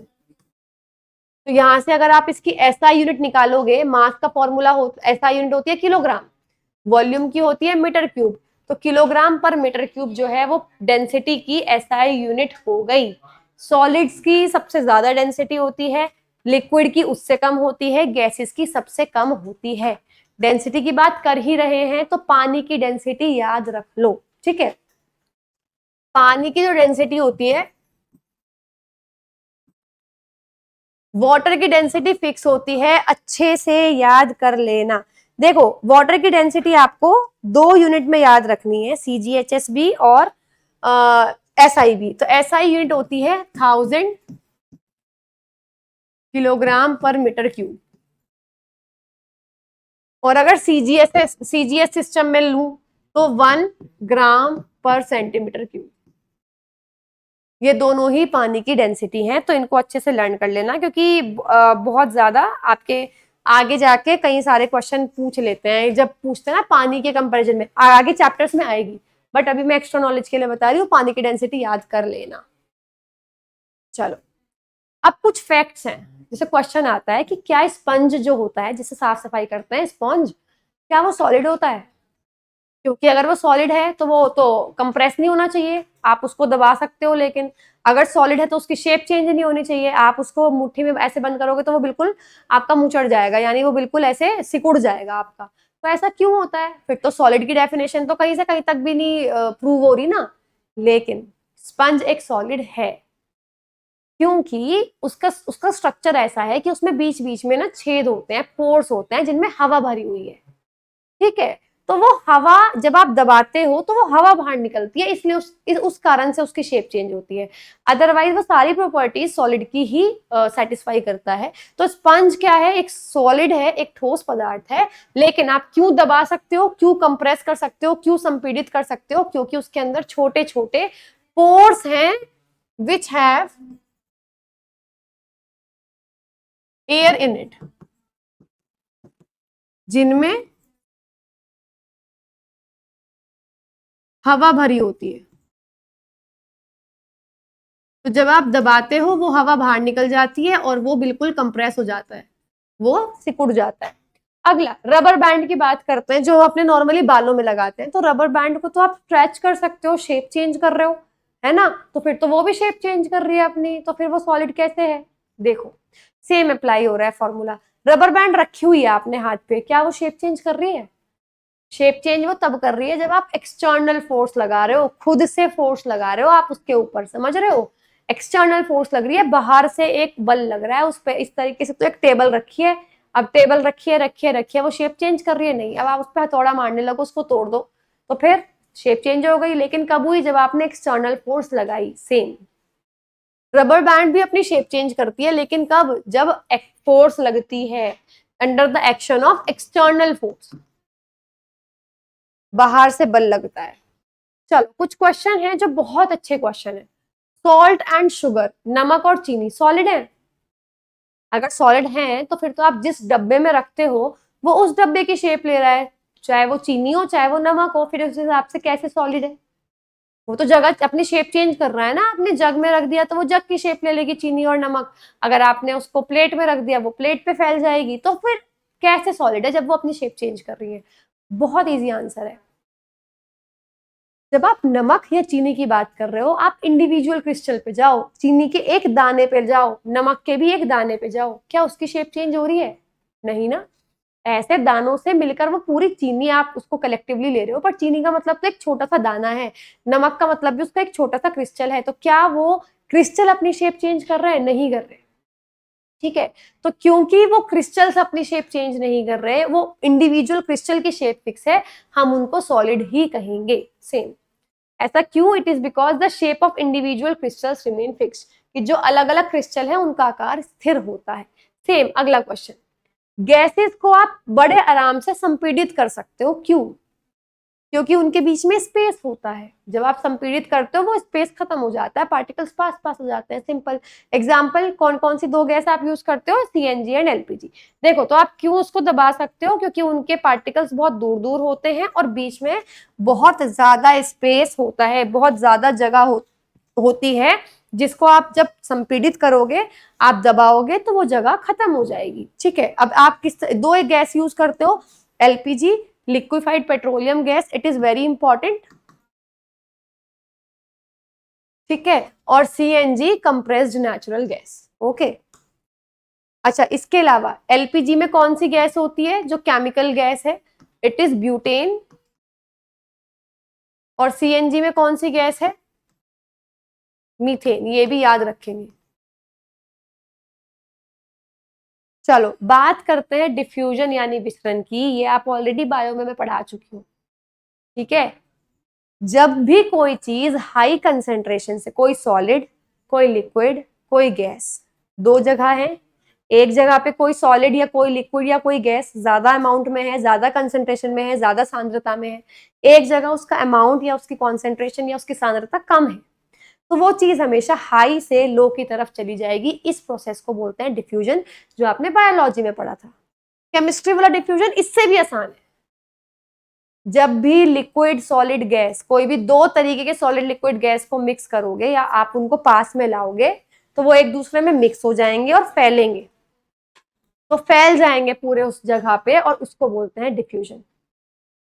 The spreading and mixing of a substance with another substance, किसी पदार्थ का उसके कणों के मिश्रण से दूसरे पदार्थ में फैलना और मिल जाना, उसको बोलते हैं डिफ्यूजन। सबसे जल्दी होता है गैसेस में। आपने कहीं किसी कोने में अगरबत्ती जलाई, ठीक है, इंसेंस स्टिक आप बर्न कर रहे हो, तो होता क्या है, उसकी खुशबू पूरे रूम में या पूरे घर में फैल जाती है ना। कैसे? क्योंकि उससे जो धुआं निकला था, उससे जो वेपर निकले थे, वो हवा में मिक्स हुए और फैल गए। तो गैसेस में सबसे जल्दी प्रोसेस होती है ये। अच्छा, क्यों होती है ऐसा? इसलिए होता है क्योंकि जब वो धुआं निकला, उसके पार्टिकल्स हवा में मिक्स हुए। अब वो फैले क्यों? क्योंकि उनके पास सबसे ज्यादा काइनेटिक एनर्जी है, गतिज ऊर्जा गैस के पास सबसे ज्यादा थी, राइट। तो ये किस पे डिपेंड करता है? ये डिपेंड करता है काइनेटिक एनर्जी पर। ये डिपेंड करता है गतिज ऊर्जा पे, जो सबसे ज्यादा होती है गैस में। तो इसलिए गैस में सबसे ज्यादा होगा डिफ्यूजन, उसके बाद लिक्विड्स में, उसके बाद सॉलिड्स में। गैसेस में सबसे ज्यादा, then liquids, then solids. Liquid का भी यही एग्जांपल है, आपने दो लिक्विड ले लिए मान लो अलग अलग कलर के, उनको मिक्स करोगे वो कलर मिक्स हो जाते हैं, ठीक है, एक तीसरा कलर का अलग लिक्विड बन जाएगा। वो चीज की मैं बात कर रही हूँ। सॉलिड्स में तो बिल्कुल ना के बराबर, लेकिन सॉलिड का भी मैं एग्जांपल दे देती हूँ। अगर आपको याद होगा, जब आप स्कूल में जाते होंगे तो गर्मियों की छुट्टियों में, जून में जैसे छुट्टियां पड़ती हैं, तो अगर जून में मई में लास्ट डे पे कुछ बोर्ड पे, ब्लैक बोर्ड पे कुछ लिखा हुआ है चौक से, तो जब आप जुलाई में रिज्यूम करते थे ना स्कूल, तो वो बोर्ड पे नहीं मिटता था, मुश्किल से मिटता था। उसको गीले डस्टर से, गीले कपड़े से आपको पूछना पड़ता था। क्यों? क्योंकि चौक भी सॉलिड है, ब्लैक बोर्ड भी सॉलिड है, तो पार्टिकल्स मिक्स तो हो ही नहीं सकते, बट कुछ हद तक वो अंदर धस जाते हैं, घुस जाते हैं, मिक्स होना शुरू हो जाते हैं। इसका एक और एग्जांपल, आपने देखा हो कोई व्हीकल किसी ऐसे डंप यार्ड में कोई खड़ा है, ठीक है, पुलिस स्टेशन वगैरह में भी बहुत सारे बाहर क्योंकि वो सीज करते रहते हैं तो खड़े रहते हैं। अगर आपके आसपास एरिया में आप नॉर्मली भी जाओगे ना उस रास्ते से, तो बाहर आपको बहुत सारे व्हीकल्स खड़े हुए मिल जाएंगे, ठीक है। जो बहुत पुराने पुराने खड़े हैं ना, उनके टायर धस जाते हैं जमीन में। कैसे? डिफ्यूजन से, क्योंकि पार्टिकल्स मिक्स होते हैं, तो वो मिक्स होना शुरू हो जाते हैं, वो कंबाइन होना शुरू हो जाते हैं। तो आप देख सकते हो कि ये गैसेस में सबसे ज्यादा होता है, सॉलिड्स में सबसे कम होता है। और ये जो डिफ्यूजन है, जो विसरण है, ये कैसे इंक्रीज होता है? टेम्परेचर के साथ, तापमान के साथ बढ़ता है। आप किसी चीज को गर्म कर रहे हो ना, तो उसमें विसरण और जल्दी जल्दी होगा, उसमें डिफ्यूजन और जल्दी होगा, उसमें मिक्सिंग और जल्दी होगी। तो इसका रीजन क्या है? ऐसा क्यों है कि टेम्परेचर बढ़ाने से आप डिफ्यूजन जल्दी जल्दी होता है? Same reason. टेम्परेचर बढ़ाने का मतलब क्या है? तापमान बढ़ाने का मतलब क्या है? आप एनर्जी दे रहे हो ना। कौन सी एनर्जी दे रहे हो? गतिज ऊर्जा दे रहे हो, ठीक है। टेम्परेचर का सीधा सीधा मतलब है आप गतिज ऊर्जा दे रहे हो, काइनेटिक एनर्जी दे रहे हो। तो जब आप काइनेटिक एनर्जी दे रहे हो, जो किसमें मदद करती है? मूव कराने में, किसी भी चीज को घुमाने में, तो वो घूमेगा नहीं। आप सीधा सीधा उसको पैसे दे रहे हो कि भाई तुम जाओ ट्रिप पे, तो वो नहीं जाएगा, सेम जाएगा। तो यही है कि it is because on increasing the temperature. Question ये था कि डिफ्यूजन का रेट, विसरण का जो दर है, वो क्यों बढ़ता है टेम्परेचर जब आप बढ़ाते हो? तो रीजन क्या है? ऐसा इसलिए है क्योंकि जब तापमान बढ़ता है तो जो पार्टिकल्स हैं, जो कण है, वो काइनेटिक एनर्जी गेन करते हैं, वो गतिज ऊर्जा गेन करते हैं और बहुत जल्दी जल्दी मूव करते हैं। चलो एक और क्वेश्चन। ये कहा जाता है कि अगर आप किसी गैस को किसी कंटेनर में बंद कर रहे हो, तो वो कंटेनर की दीवार पे ना प्रेशर लगता है। क्यों? बहुत आसान सा है। अब आप ये समझो कि अगर इस तरीके से समझो कि मान लो एक, वो देखा ट्रैम्पोलिन पार्क होता है जिसमें दीवारें भी हैं, आप ये समझो, शादियों में भी लगा होता है। तो आप ये समझो एक कमरा बनाया है आपने उस वो टेंट वाली दीवारों का, तो उसमें बच्चे खेल रहे हैं। तो वो क्या कर रहे हैं? वो खेल रहे हैं, वो जाके जो ट्रैम्पोलिन पार्क वाली दीवारें हैं उनसे टकराते हैं जाके, तो टकराए और फिर वापस आ गए। सेम ऐसा ही ये पूरा सीन होता है गैस के पार्टिकल्स के साथ। जो गैस के कण होते हैं वो कॉन्स्टेंटली मूव करते हैं, राइट, हिलते रहते हैं, हिलते रहते हैं। तो एक कंटेनर में आपने रखा, तो पार्टिकल है वो आया, हिल रहा है, टकराया, चला गया, फिर हिट किया दूसरे साइड से, फिर आ गया, टकरा गया, फिर चला गया। तो गैस की दीवारों से, वो कंटेनर की दीवारों से टकराते हैं ना, तो जब टकरा रहे हैं तो क्या लग रहा है, प्रेशर लग रहा है, सिंपल। तो ऐसा क्यों है, ऐसा इसलिए है क्योंकि काइनेटिक एनर्जी उनकी इतनी ज्यादा होती है और उनके बीच में अट्रैक्शन फोर्स है नहीं। तो होगा क्या, the particles of gas move with high speed in all the directions. जो गैस के पार्टिकल्स हैं वो बहुत हाई स्पीड में हर डायरेक्शन में घूमते हैं और वॉल्स को हिट करते हैं, जिसकी वजह से ऐसा लगता है कि प्रेशर लग रहा है, simple. Okay, next is diffusion in gases. जो गैसेस में डिफ्यूजन होता है, विसरण होता है, वो कैसा होता है, देखो एग्जांपल है इसका। The smell of food being cooked reaches you several meters away, but to get the smell of cold food you have to go close. अगर गरम गरम खाना है आपके किचन में बना एंड लेट से आपकी किचन और आपका रूम दूर है, तो आपको वहां तक खुशबू आ जाएगी। क्यों, क्योंकि वो गरम खाना है। उस गरम का मतलब क्या है, टेम्परेचर। टेम्परेचर का मतलब क्या है, काइनेटिक एनर्जी यानी गतिज ऊर्जा। तो उसमें गतिज ऊर्जा ज्यादा होगी तो पार्टिकल्स मूव करके आपके रूम में आ जाएंगे, क्योंकि यही है डिफ्यूजन, पार्टिकल्स का हवा में मिक्स होना या किसी भी चीज में मिक्स होना और फैलना। ठीक है, वहीं पे खाना ठंडा रखा हुआ है तो आपको उसमें से कोई खुशबू नहीं आती, बल्कि बिल्कुल आप ऐसे करके आप स्मेल करोगे तब जाके कोई खुशबू आएगी आपको। क्यों, क्योंकि उसके पार्टिकल्स इतने ठंडे हैं कि उनके पास गतिज ऊर्जा नहीं है, अट्रैक्शन फोर्स, गतिज ऊर्जा नहीं है, उनके पास काइनेटिक एनर्जी नहीं है, तो वो मूव ही नहीं कर रहे हैं ना, वो बिल्कुल वहीं चिपके हुए हैं खाने के साथ, तो आपको उसकी स्मेल नहीं आएगी। तो डिफ्यूजन का एग्जाम्पल है। अगला, the fragrance of burning incense stick. जो अगरबत्ती है जो जल रही है उसकी खुशबू बहुत तेज से कमरे में चारों तरफ फैल जाती है। इसका रीजन भी सेम है, डिफ्यूजन, क्योंकि वो पार्टिकल्स जो हैं जो अगरबत्ती से निकल रहे हैं वो हवा में मिक्स होंगे और फैलेंगे, सिंपल। चलो अगला topic which is very very important is temperature, यानी कि तापमान। ये है क्या, टेम्परेचर का मतलब होता क्या है। सी, कोई भी बॉडी कितनी गर्म है या कितनी ठंडी है उसको बोलते हैं हम उसका temperature. The degree of hotness and coldness of a body is called temperature. किसी की गर्माहट और ठंडक की डिग्री हो, कि कोई चीज गर्म है तो कितनी गर्म है, ठंडी है तो कितनी ठंडी है, उसको हम क्या बोलते हैं, टेम्परेचर बोलते हैं। जो कॉमनली यूनिट हम यूज करते हैं इट इज डिग्री सेल्सियस, लेकिन डिग्री सेल्सियस इसकी ऐसा यूनिट नहीं होती, इसकी ऐसा यूनिट होती है केल्विन। ठीक है, तो ये जरूर ध्यान रखेंगे। और ये ध्यान रखने के अलावा आपको पता है केल्विन बड़ी यूनिट है। केल्विन में जो टेम्परेचर हम, अगर मैं बोल रही हूँ कि 100 डिग्री मेरी बॉडी का हो रहा है, तो केल्विन में वो 300 के करीब आएगा, 373 के करीब आएगा, क्योंकि सेल्सियस में जो डिजिट्स होती हैं छोटे छोटे डिजिट्स होती हैं और केल्विन में बड़ी डिजिट होती हैं। 0 डिग्री सेल्सियस में, यानी जब बिल्कुल 0 डिग्री का सेल्सियस है, तो तब उसमें 273 केल्विन दिखाता है वो।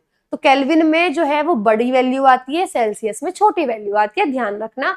हम यूज करते हैं अपनी डेली लाइफ में सेल्सियस। जैसे अगर मैं बात करूं, हमारी बॉडी का नॉर्मल टेम्परेचर हम बोलते हैं 99 डिग्री लगभग लगभग होना चाहिए। 99 डिग्री है तो नॉर्मल है। 100 पे भी हम बोलते हैं हल्की सी हरारत है, यानी बुखार हल्का हल्का है। तो ये चीज है। अब इनमें रिलेशन क्या है सबसे अच्छा, वैसे 3 यूनिट होती है टेम्परेचर को मेजर करने की। सेल्सियस तो हम यूज करते हैं, केल्विन इसकी एसआई यूनिट है, एक और है जो यूएस यूके में यूज करते हैं, फ़ारेनहाइट। ठीक है, वहां लोग ज्यादातर फ़ारेनहाइट यूज करते हैं। तो इन तीनों में रिलेशन है जो आपको लर्न करना है। सबसे पहले तो सेल्सियस और केल्विन में जो हम यूज करते हैं उसमें, और एसआई यूनिट में, वो ये रहा, 0 degree Celsius is equal to 273 kelvin. ठीक, दूसरा Fahrenheit is equal to 9/5C plus 32, यानी कि फ़ारेनहाइट में अगर वैल्यू निकालनी है तो 9/5 डिग्री सेल्सियस प्लस 32, ये आपकी इक्वेशन है। अगर आपको मैं कह रही हूँ कि 0 डिग्री सेल्सियस है तो फ़ारेनहाइट में कितना होगा, तो सेल्सियस की जगह 0 पुट कर दो, ये खत्म, 32 डिग्री फ़ारेनहाइट होगा। सॉरी, इतनी बात क्लियर है। अच्छा, एक चीज और, एक और क्वेश्चन आता है, वो कौन सा टेम्परेचर है जो सेल्सियस पे जब आएगा फ़ारेनहाइट पे भी वो उतना ही शो करेगा। वो टेम्परेचर क्या है? -40 डिग्री। -40 डिग्री सेल्सियस जब आएगा, -40 डिग्री फ़ारेनहाइट भी तभी आएगा। आप चेक करके देख लो चाहे, ठीक है। 5 इंटू 40, यहाँ पे 40 आएगा तो 8 टाइम्स कटेगा, तो -72 प्लस 32, माइनस के 40 डिग्री फ़ारेनहाइट आंसर आएगा। तो -40 डिग्री ये इंपॉर्टेंट है, कई बार पूछा गया है। पूछा ये गया है what is the temperature which shows both value, which shows same value in both Fahrenheit scale and Celsius scale. तापमान की वह परिमाण क्या है जो सेल्सियस और फ़ारेनहाइट स्केल पर एक समान दिखाता है। तो -40 इज द वैल्यू। इसके अलावा जैसे पानी का, आपको ना पानी की वैल्यूज याद रखनी चाहिए हमेशा, जैसे डेंसिटी, घनत्व भी मैंने आपको बताया था। तो वाटर से रिलेटेड ये भी याद रखो कि पानी का मेल्टिंग पॉइंट क्या है और बॉइलिंग पॉइंट क्या है। पानी उबल रहा है तो 100 डिग्री सेल्सियस पे उबलता है, पानी पिघलता है तो 0 डिग्री पे पिघलना शुरू होता है, ठीक है।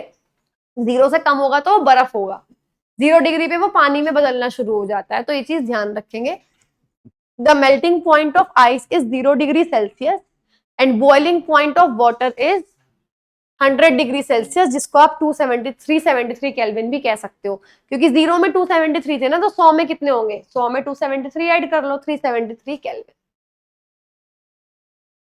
चलो, अब एक फैक्ट है और ये बहुत इंपॉर्टेंट है, एग्जाम में आया हुआ है। तो द क्वेश्चन इज, आप ये बोलते हो कि सॉलिड तो भारी होता है, सॉलिड की डेंसिटी ज्यादा होती है लिक्विड से, है ना। सॉलिड लिक्विड से भारी है, तो अगर किसी भी सॉलिड को लिक्विड में डालूंगी, फॉर एग्जांपल मैंने आयरन की एक छोटी सी कील ले ली, आयरन नेल ले ली, पानी में डालूंगी वो डूब जाएगी। तो सॉलिड डूब जाना चाहिए ना पानी से। इन जनरल सारे सॉलिड्स तो नहीं, बट सॉलिड जो है वो तो प्रॉपर ठोस सॉलिड है, वो डूब जाएगा। लेकिन इस तरीके से देखा जाए तो आइस, बर्फ है, वो पानी के ऊपर तैरती है, जबकि बर्फ और पानी दोनों एक ही चीज से मिलकर बने हैं, H2O से मिलकर बने हैं। तो फिर तो सॉलिड ज्यादा डेंसिटी होनी चाहिए ना उसकी, बर्फ ज्यादा भारी होनी चाहिए ना। पर ऐसा क्यों? ऐसा इसलिए, पानी जब बर्फ में बदलना शुरू होता है तो उसमें बीच में कहीं कहीं हवा ट्रैप हो जाती है। तो पानी, जो बर्फ का स्ट्रक्चर होता है वो केज वाला स्ट्रक्चर होता है, मतलब वो बिल्कुल जैसे केज होता है ना, पिंजरा, पिंजरे वाला स्ट्रक्चर होता है जिसमें बीच में हवा होती है। तो इसलिए उसकी डेंसिटी ऑटोमेटिकली बिल्कुल कम हो जाती है, उसका घनत्व बिल्कुल कम हो जाता है। तो ice floats on water because there are a lot of spaces in solid ice. बर्फ पानी पर तैरती है क्योंकि ठोस बर्फ में बहुत अधिक जगह होती, ठोस बर्फ में बहुत अधिक जगह होती है, और इन जगहों के कारण बर्फ का आयतन पानी के द्रव्यमान के बराबर बढ़ जाता है। Due to these spaces volume of ice increases than equal mass of water, यानी कि जो बर्फ है वो फैल जाती है थोड़ी सी, समझ रहे हो। तो अगर बर्फ फैल गई, पानी तो जितना है वो भारी हो गया अब, लेकिन बर्फ सिर्फ दिखने में फैली हुई दिखती है, बट उसके अंदर हवा भी आ गई, जिसकी वजह से उसकी डेंसिटी कम हो जाती है, उसका घनत्व कम हो जाता है और वो पानी पर तैरने लगती है। चल, ये हो गया आपका चैप्टर का, समझ लो 50% डन। नेक्स्ट 50% की बात करते हैं। अब आपने सॉलिड, लिक्विड, गैस तीनों पढ़ लिए। व्हाट इज द वे जिसमें मैं इन तीनों को आपस में चेंज कर सकती हूँ? तो क्या कोई तरीका है? बिल्कुल है भाई। आप टेम्परेचर देखो, टेम्परेचर आपने पढ़ा, तापमान पढ़ा, राइट। तापमान का दुश्मन है प्रेशर। कोई काम अगर टेम्परेचर के बढ़ाने से होता है, वही काम प्रेशर के घटाने से होगा। देखो सिंपल सी बात ये है। तो टेम्परेचर और प्रेशर को चेंज करके आप सॉलिड, लिक्विड, गैस को एक दूसरे में चेंज कर सकते हैं। So the question is changes of states of matter. तो आप मैटर की जो फिजिकल स्टेट्स है उनको कैसे चेंज कर सकते हो? दो तरीके से, या तो टेम्परेचर को चेंज करके या प्रेशर को चेंज करके। यानी या तो आप टेम्परेचर, तापमान को बदलोगे, या तो आप प्रेशर में बदलोगे। अब आप इस चैप्टर में टेम्परेचर वाली चीज पढ़ोगे, क्योंकि बढ़ाओगे घटाओगे कैसा होगा। प्रेशर का तो बहुत ही छोटा सा टॉपिक है, बहुत सिंपल टॉपिक है। देखो, ये है कि तापमान को बदल के आप कैसे स्टेट को चेंज कर सकते हो। तो मैं जब भी ये पढ़ाती हूँ ना, मैं ये लेके चलती हूँ कि आप अपने दिमाग में ना बस पानी लो, पानी, बर्फ और भाप, तीनों वाटर की स्टेट्स है ना, क्योंकि वो आप एक्सपेरिमेंट ऐसा है कि वो आपने कर भी रखा होगा घर पे। तो लेट मी डू दिस। यहाँ पे मैं लिखती हूँ वाटर, यहाँ मैं लिख रही हूँ, अच्छा सॉरी, यहाँ मैं लिख रही हूँ वाटर वेपर,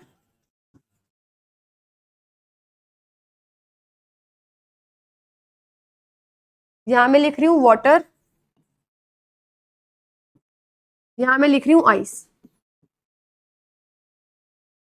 अब आप खुद एक चीज बात बताओ मुझे, पानी से बर्फ आपको करना, आप क्या करोगे, फ्रीजर में डाल दोगे, वो जम जाएगी, ठीक है। तो आप क्या करोगे, अगर यहाँ इससे इसके पास जाना है, the process will be freezing. लेकिन बर्फ से पानी में बदलना है तो क्या करोगे, बाहर निकाल दोगे, पिघल जाएगी, मेल्ट हो जाएगी। तो आप इसको क्या बोलोगे, मेल्टिंग। एक और नाम है बल्कि मेल्टिंग का, मेल्टिंग के अलावा हम इसको एक और नाम से बुलाते हैं विच इज कॉल्ड फ्यूजन। मैं अलग कलर से लिख रही हूं ताकि आपको दिख जाए, दो नाम है इधर,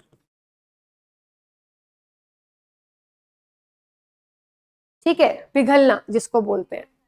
अब फिर से बात करते हैं, अब आपके पास क्या था, पानी था, पानी से भाप में बदलना है, गर्म करोगे, उबाल दोगे, उबलते ही वो भाप में बदलनी शुरू हो जाएगी। तो आप इसको क्या बोलते हो, इसको आप बोलते हो बॉइलिंग, उबालना, या इवापोरेशन, वाष्पीकरण करना। तो दो चीजें हैं, इधर बॉइलिंग, बॉइलिंग भी बोलते हैं, वेपराइजेशन भी बोलते हैं। लेकिन उल्टा अगर मैं बात करूं, आपके पास पानी की भाप है और पानी में बदलना है, तो इसका एग्जाम्पल हम मैगी बनाते हैं, तो जब हम ऊपर उसके प्लेट ढक देते हैं, तो अगर प्लेट हटाओगे ना, तो उसके ऊपर, प्लेट के ऊपर पानी की बूंदे दिखाई देंगी। तो वो कहाँ से आई पानी की बूंदे, वो कहाँ से आई, वो यहाँ से आई, क्योंकि वो मैगी में जो पानी था वो भाप बना, ऊपर प्लेट रखी हुई थी, जैसे वो भाप टच हुई, प्लेट ठंडी थी, तो वो ठंडी होते ही वो वापस भाप पानी में बदल गई। तो आप उसको क्या बोलते हो, कंडेंसेशन, यानी संघनन। तो आप इसको क्या बोलते हो, कंडेंसेशन, ठंडा करते हैं। ये पूरी प्रोसेस सिर्फ गर्म और ठंडा करने की प्रोसेस है, मतलब बस नाम अलग अलग है। चलो अब उल्टा, भाप और बर्फ। अब ये आपने सोचा भी नहीं होगा भाप से सीधा बर्फ, क्योंकि वो पॉसिबल भी नहीं है। एनीवेज, जब सॉलिड को गैस में या गैस को सॉलिड में डायरेक्टली बदलना हो, इस प्रोसेस को बोलते हैं sublimation, which is not possible in this scenario. वो सिर्फ कुछ ही चीजों के साथ पॉसिबल है, तो हम उसको क्या बोलते हैं, सब्लिमेशन, सिंपल। उद्धर्व पातन, हिंदी में क्या बोला जाता है, उद्धर्व पातन।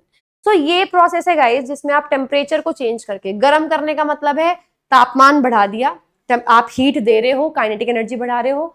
और ठंडा करने का मतलब है आपने टेम्परेचर नहीं दिया, ठंडा कर दिया, उसकी गतिज ऊर्जा छीन ली, उसकी गतिज ऊर्जा कम कर दी, सिंपल। सबसे पहले हम बात करते हैं मेल्टिंग या फ्यूजन, पिघलना या सल्यन की। सल्यन वर्ड आता है हिंदी में। गाइस पता है, मेरा ये तरीका है कि अब हम बर्फ वाला सिनेरियो इमेजिन कर चुके हैं ना, आइस को पानी में बदलना है। अब समझना कि हमें करना क्या है,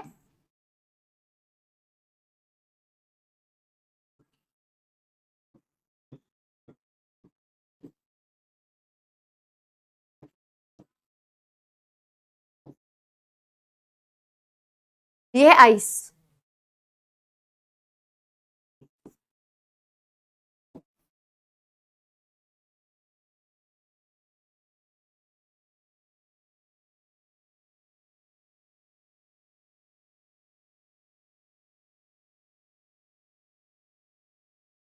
दिस इज वाटर।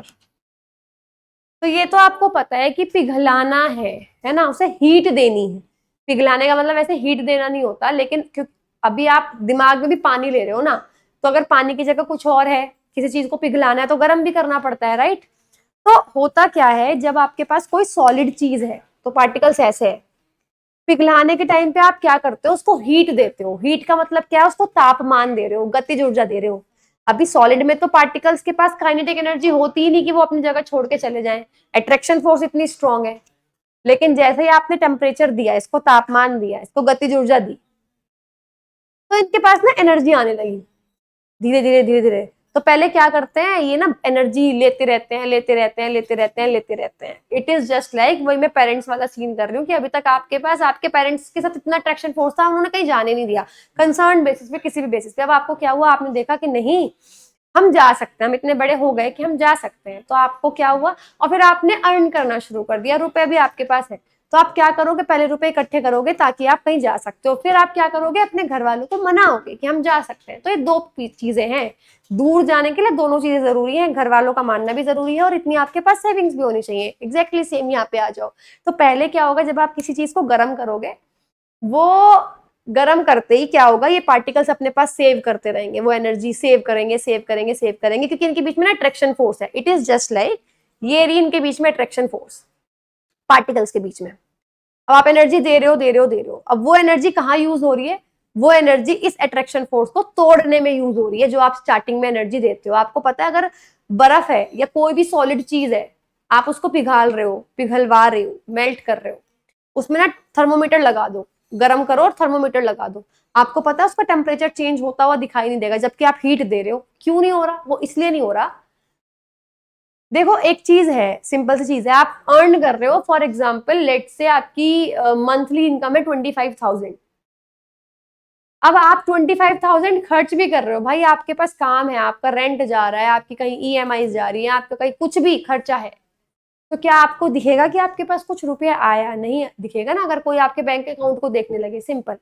ये पार्टिकल्स हैं, इनके बीच में ये अट्रैक्शन फोर्स थी, और ये अट्रैक्शन फोर्स ना इनको कहीं जाने नहीं दे रही थी। तो अब क्या हुआ, आपने एनर्जी देनी शुरू करी, तो एनर्जी देते देते क्या होगा, ये एनर्जी देने से ये होगा कि ये अपनी इस अट्रैक्शन फोर्स को तोड़ना शुरू कर देंगे, ये तोड़ना शुरू कर देंगे, पहले इतने दूर हुए, फिर इतने दूर हुए, फिर इतने दूर हुए, और एक दिन अट्रैक्शन फोर्स बिल्कुल टूट जाएगी और ये अपनी जगह, और ये और एनर्जी सेव करेंगे ताकि ये अपनी जगह छोड़ के कहीं और जा सके। तो इसलिए ध्यान रखना, जब भी आप कोई चीज मेल्ट करनी शुरू करते हो तो स्टार्टिंग में वो टेम्परेचर नहीं दिखता। क्यों नहीं दिखता, क्योंकि स्टार्टिंग में जो हीट दे रहे हो वो हाथों हाथ यूज हो रही है अट्रैक्शन फोर्स को तोड़ने में। चलो आ जाओ, चलो अब आपने करा क्या, वैसे अब इसका रीजन भी समझ लो, मेल्टिंग के दौरान होता क्या है, मेल्टिंग के दौरान आप हीट एनर्जी देते हो तो पार्टिकल्स के पास काइनेटिक एनर्जी आती है और वो दूर हो जाते हैं, और कितने दूर हो जाते हैं, जितने लिक्विड में होते हैं। तो इस तरीके से सॉलिड बदल जाता है लिक्विड में। सिंपल। चलो, the process in which solid substance changes into liquid on heating, वो प्रोसेस, वो प्रक्रिया जिसमें गर्म करने पर कोई ठोस पदार्थ द्रव में बदल जाता है, उसको पिघलना या संलयन कहा जाता है। इसका रीजन क्या है, रीजन यही है कि जब आप एक सॉलिड सब्सटेंस को गर्म करोगे तो इसके पार्टिकल्स के पास काइनेटिक एनर्जी आ जाएगी, गतिज ऊर्जा आ जाएगी, जिसकी वजह से वो मूव कर सकते हैं। तो वो अपने बीच में जो अट्रैक्शन फोर्स है उसको ओवरकम करेंगे, उसको तोड़ेंगे, उसको काबू पा लेंगे और वो दूर दूर हो जाएंगे और लिक्विड में बदल जाएंगे। सिंपल। अच्छा, तो होता क्या है ये भी आप समझ लो, इट इज, मतलब ये इसका बेसिक कंसेप्ट यही है, मैं बार बार बता रही हूं। आप ना इसको गर्म कर रहे हो, गर्म करा तो आपने 10 डिग्री टेम्परेचर दिया, 20, 30, 40, 50 ऐसे दिया, ठीक है। तो क्या हुआ, आपको ये पता है, अब देखो अब मैं आपको कैसे समझा रही हूँ, ये समझो कि इनके बीच में जो अट्रैक्शन फोर्स थी उसकी वैल्यू थी 100। तो जब आप गर्म करोगे, तो जब गर्म करते करते ये 100 एनर्जी ले लेगा, तो इसको ये पता है कि अब मैं 100 एनर्जी से इसको खत्म कर सकता हूँ, लेकिन ये खत्म नहीं करेगा, ये और इकट्ठा करेगा, ठीक है, और हीट इकट्ठी करेगा। तब आपको टेम्परेचर भी बढ़ता हुआ दिखाई देगा, क्योंकि वो इकट्ठा होगा, हीट एनर्जी इकट्ठी होगी। ऐसा क्यों, ऐसा इसलिए क्योंकि जब काफी एनर्जी इकट्ठी हो जाएगी तब सबसे पहले तो ये 100 से इसको तोड़ देगा, अट्रैक्शन फोर्स को तोड़ देगा, और जो बची हुई एनर्जी है उससे कहीं दूर चला जाएगा। समझ रहे हो, ऐसा नहीं होता कि आप तोड़ते ही, अगर तोड़ दोगे तो बस अट्रैक्शन फोर्स टूटेगी, आप वहीं रह जाओगे, एनर्जी खत्म हो गई, क्योंकि 100 के बाद दूर कैसे जाओगे। तो ये चीज का ध्यान रखना। चलो, melting point, the temperature at which a solid substance melts. अब देखो होता क्या है कि जैसे ही वो अट्रैक्शन फोर्स टूटेगी ना, उसके बाद वो चीज पिघलनी शुरू होती है। जब तक अट्रैक्शन फोर्स नहीं टूट रही वो सॉलिड ही बन के रहेगा, हीट भले ही कर रहे हो, गर्म कर रहे हो, लेकिन वो गर्म क्या हो रहा था, वो अट्रैक्शन फोर्स से लड़ रहा था ना। जिस पॉइंट पे अट्रैक्शन फोर्स बिल्कुल टूट जाएगी उसके बाद सॉलिड लिक्विड में बदलना शुरू हो जाता है, धीरे धीरे बदलता रहेगा। तो उस टेम्परेचर को जिस पे वो पिघलना शुरू हो जाता है उसको आप बोलते हो मेल्टिंग पॉइंट। और ये एटमॉस्फेरिक प्रेशर पे, यानी जो भी आपके आसपास जो प्रेशर हो रहा होगा उसी पे प्रोसेस होती है, आप प्रेशर में कोई बदलाव नहीं करते, क्योंकि सारी प्रोसेसेस टेम्परेचर से रिलेटेड है, एटमॉस्फेरिक प्रेशर पे ही होगा, यानी जो वायुमंडलीय दाब होता है, जो नॉर्मल एटमॉस्फेयर में प्रेशर है उसी पे ही ये सब चीज होगी। तो ये है आपका मेल्टिंग पॉइंट यानी गलनांक। वाटर का मेल्टिंग पॉइंट कितना होता है, 0 डिग्री सेल्सियस कह सकते हो या 273 केल्विन कह सकते हो। दूसरी बात, क्वेश्चन आता है कि मेल्टिंग पॉइंट क्या इंडिकेट करता है, मेल्टिंग पॉइंट से क्या चीज पता लगती है? मेल्टिंग पॉइंट से पता लगता है कोई चीज के अंदर अट्रैक्शन फोर्स कितनी ज्यादा है। जैसे सॉलिड्स का मेल्टिंग पॉइंट बहुत हाई होता है, क्यों? क्योंकि उनके बीच में अट्रैक्शन फोर्स ज्यादा है, तो उनको ज्यादा हीट चाहिए होती है उसको तोड़ने के लिए। ज्यादा हीट चाहिए होगी तो मेल्टिंग पॉइंट ज्यादा आएगा ना, है ना, वो टेम्परेचर ज्यादा आएगा। तो मेल्टिंग पॉइंट इंडिकेट करता है अट्रैक्शन फोर्स, कि अट्रैक्शन फोर्स की स्ट्रेंथ कितनी है। और सॉलिड्स का मेल्टिंग पॉइंट ज्यादा होता है, फिर लिक्विड्स का, और फिर गैस का। लेकिन ना बहुत सारे लिक्विड्स भी ऐसे होते हैं जिनका कुछ दूसरे सॉलिड से ज्यादा होता है। मतलब ये एक जनरल ट्रेंड है, ये जनरल ट्रेंड है, ये ऐसा जरूरी नहीं कि सारे सॉलिड्स का सारे लिक्विड से ज्यादा होगा। ठीक है, चलो अगला आ जाओ, बॉइलिंग, जिसको उबलना बोलते हैं। तो बेसिकली इसमें क्या होगा भाई, पानी को उबालते हो, भाप में बदलते हो ना, सेम प्रोसेस है जैसे आपने मेल्टिंग पढ़ा था। ये पानी था, इसको हीट दी, तो हीट दे के पार्टिकल सब पहले ही वो इतनी दूर तो जा ही रहे थे। जैसे आपने हीट दी, इन्होंने पहले तो अपनी अट्रैक्शन फोर्स तोड़ी और फिर बहुत दूर चले गए, जितने किस में जाते हैं, गैस में। इस तरीके से कोई लिक्विड भाप में बदलता है, यानी वेपर में बदलता है, पहली चीज। इसमें भी सेम यही चीज होती है कि जब आप गर्म करना शुरू करते हो तो क्या होगा, गर्म करते हुए टेम्परेचर बढ़ता हुआ दिखाई नहीं देगा, क्योंकि वो टेम्परेचर हाथों हाथ यूज हो रहा था अट्रैक्शन फोर्स तोड़ने में। उसके बाद जब ये दूर जाएगा तो आपका टेम्परेचर काउंट हो जाएगा कि हाँ ठीक है, इस ये वाली एनर्जी से दूर गया है, वो आप थर्मोमीटर में आपका आ जाएगा। The process in which a liquid substance changes into a gas rapidly on heating is called boiling. वो प्रोसेस जिसमें एक लिक्विड गर्म करोगे और वो गैस में बदल जाएगा, उसको आप बॉइलिंग बोलते हो। रीजन सेम वही, ये लिक्विड है, जैसे आप गर्म कर रहे हो काइनेटिक एनर्जी दे रहे हो, गतिज ऊर्जा दे रहे हो, और गतिज ऊर्जा की वजह से अब वो आराम से हिल सकते हैं, अट्रैक्शन फोर्स तोड़ेंगे और उस ऊर्जा से वो दूर दूर चले जाएंगे, और जितने दूर चले जाएंगे, जितने किसमें होते हैं, गैस में होते हैं। ठीक है, तो ये है आपका बॉइलिंग का प्रोसेस। सेम जैसे बॉइलिंग जब होगी तो एक टेम्परेचर पे होनी शुरू होगी, उसको क्या बोलोगे, बॉइलिंग पॉइंट बोलोगे किसी भी लिक्विड का। दूसरी चीज, या क्वथनांक बोलोगे। और एक बात और, बॉइलिंग पॉइंट क्या इंडिकेट करता है, ये भी स्ट्रेंथ इंडिकेट करता है अट्रैक्शन फोर्स की, कि कितना आकर्षण बल है। जितना ज्यादा आकर्षण बल होगा उतना ही ज्यादा उस लिक्विड को बॉईल करने में टाइम लगेगा, सिंपल।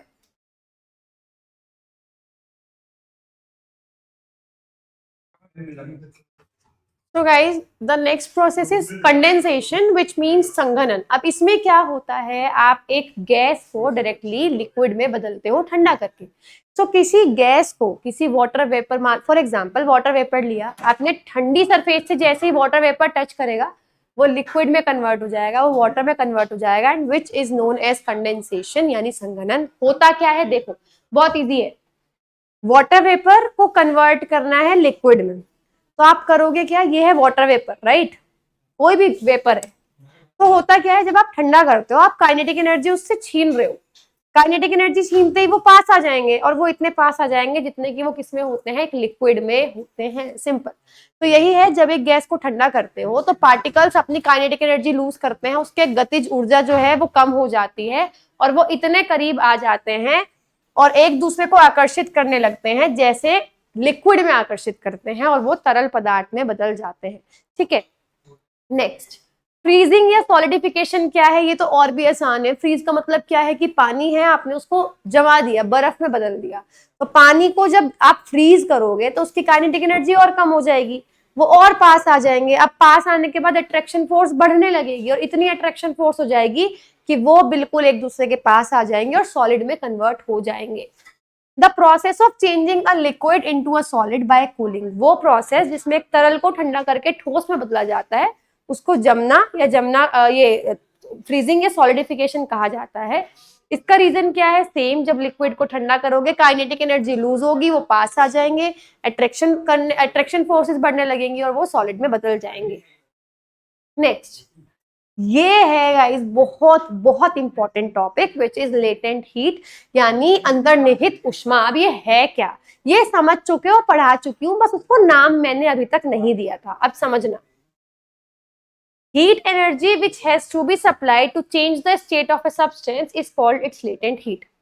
किसी पदार्थ को जब अवस्था उसकी बदलनी होती है तो जो आप उष्मा ऊर्जा देते हो उसको लेटेंट हीट या अंतर्निहित उष्मा कहा जाता है। पहली चीज, इसकी वजह से किसी भी सब्सटेंस का टेम्परेचर राइज नहीं होता। देखो बहुत सिंपल सी चीज है, जैसे मैंने बताया था कि आप आइस को या किसी भी सॉलिड को पिघलवा रहे हो, तो अब हुआ क्या, अब मैं आपको एक कंडीशन देती हूं, ये पार्टिकल्स थे सॉलिड के, इनके बीच में फोर्स है 100 जूल।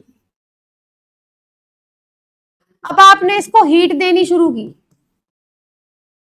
ठीक है, तो जो हीट आपने शुरुआत की 100 जूल आप दोगे ना, वो काउंट भी नहीं होगी। आपने भले ही थर्मोमीटर लगा रखा है, वो दिखेगी भी नहीं। क्यों नहीं दिखेगी? क्योंकि उस 100 जूल से आप इस 100 जूल को लड़वाओगे, यानी वो एनर्जी को नलीफाई करेगी, इस अट्रैक्शन फोर्स को खत्म करेगी। उसके बाद जितनी भी एनर्जी आप इसको दोगे वो एनर्जी थर्मोमीटर पे दिखाई देगी, उस एनर्जी की वजह से थर्मोमीटर में आपकी रीडिंग आएगी।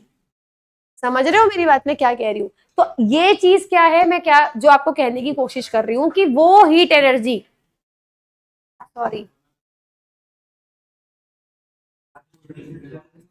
ठीक है, तो वो हीट एनर्जी जो आप देते हो ताकि स्टेट चेंज होनी शुरू हो सके, जब तक ये 100 जूल एनर्जी यूज नहीं होगी तब तक स्टेट चेंज ही नहीं होगी, क्योंकि स्टेट चेंज या इस एनर्जी को देते ही वो टूट जाएगी अट्रैक्शन फोर्स, फिर स्टेट चेंज होनी शुरू होगी। तो मेन एनर्जी कौन सी है जिसकी वजह से स्टेट चेंज हो रही है? ये हिडन रहेगी, ये थर्मोमीटर पे नहीं शो होगी, ठीक है, ये हिडन रहेगी क्योंकि सीधा सीधा इस 100 जूल को कट कर रही है। इसको बोलते हैं लेटेंट हीट यानी अंतर्निहित उष्मा। देखो, लेटेंट हीट की वजह से सब्सटेंस का टेम्परेचर नहीं बढ़ता। क्यों नहीं बढ़ता? क्योंकि वो जो लेटेंट हीट है, वो जो अंतर्निहित ऊर्जा है, वो कहाँ यूज करते हो? It is used in overcoming the force of attraction between particles of a substance, क्योंकि वो ऊर्जा किसी पदार्थ के कणों के बीच आकर्षण बल पर काबू पाने के लिए आप इस्तेमाल करते हो। इसीलिए उसकी स्टेट चेंज होती है। दो तरीके की से होती है। देखो, हीट आप दो ही जगह यूज कर रहे थे, या तो मेल्ट करवाने के लिए या बॉईल करवाने के लिए, है ना? उन दोनों में ही टेम्परेचर गर्म किया था, तो उन दोनों में ही लेटेंट हीट यूज होती है। लेटेंट हीट ऑफ फ्यूजन या लेटेंट हीट ऑफ मेल्टिंग भी बोल सकते हो। और जब बॉइलिंग या वेपराइजेशन में दिया था तो latent heat of vaporisation. Same, fusion की अंतर्निहित उष्मा और वाष्पीकरण की अंतर्निहित उष्मा। अब देखो, लेटेंट हीट ऑफ फ्यूजन क्या है? अब इसमें क्या होगा, आप किसी सॉलिड को आप मेल्ट करा रहे हो, तो आपने स्टार्टिंग में एनर्जी दी उसको, वो एनर्जी उसके अट्रैक्शन फोर्स तोड़ने में काम करेगी, बस कि इनके बीच में जो बॉन्ड था वो टूट जाए। उसके बाद जो और एनर्जी दोगे उसकी वजह से बाहर जाएगा, जो टेम्परेचर बढ़ाएगी, यानी जो थर्मोमीटर पे शो होगी। पर मुझे उस बाद वाली एनर्जी से मतलब नहीं है, मुझे तो बस इनको तोड़ने वाली एनर्जी से मतलब है, क्योंकि उसी को लेटेंट हीट बोला जाता है। तो जितनी हीट आपको 1 किलो सॉलिड को देनी पड़ेगी कि अट्रैक्शन फोर्स टूट जाए, उस हीट को बोलोगे लेटेंट हीट ऑफ फ्यूजन, ठीक है।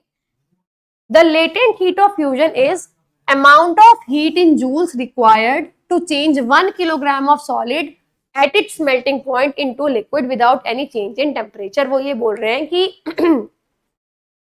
ये जो लेटेंट हीट है वो उष्मा की वो मात्रा है जो 1 किलो सॉलिड को उसके गलनांक पर, क्योंकि मेल्टिंग पॉइंट के बाद ही स्टेट चेंज होनी शुरू होती है, तो उसके गलनांक पर तापमान में बिना किसी बदलाव के तरल में बदलने में आवश्यक होती है, क्योंकि टेम्परेचर तो बदलता ही नहीं लेटेंट हीट की वजह से, टेम्परेचर तो उसके बाद जो हीट दोगे उसकी वजह से बदलता है।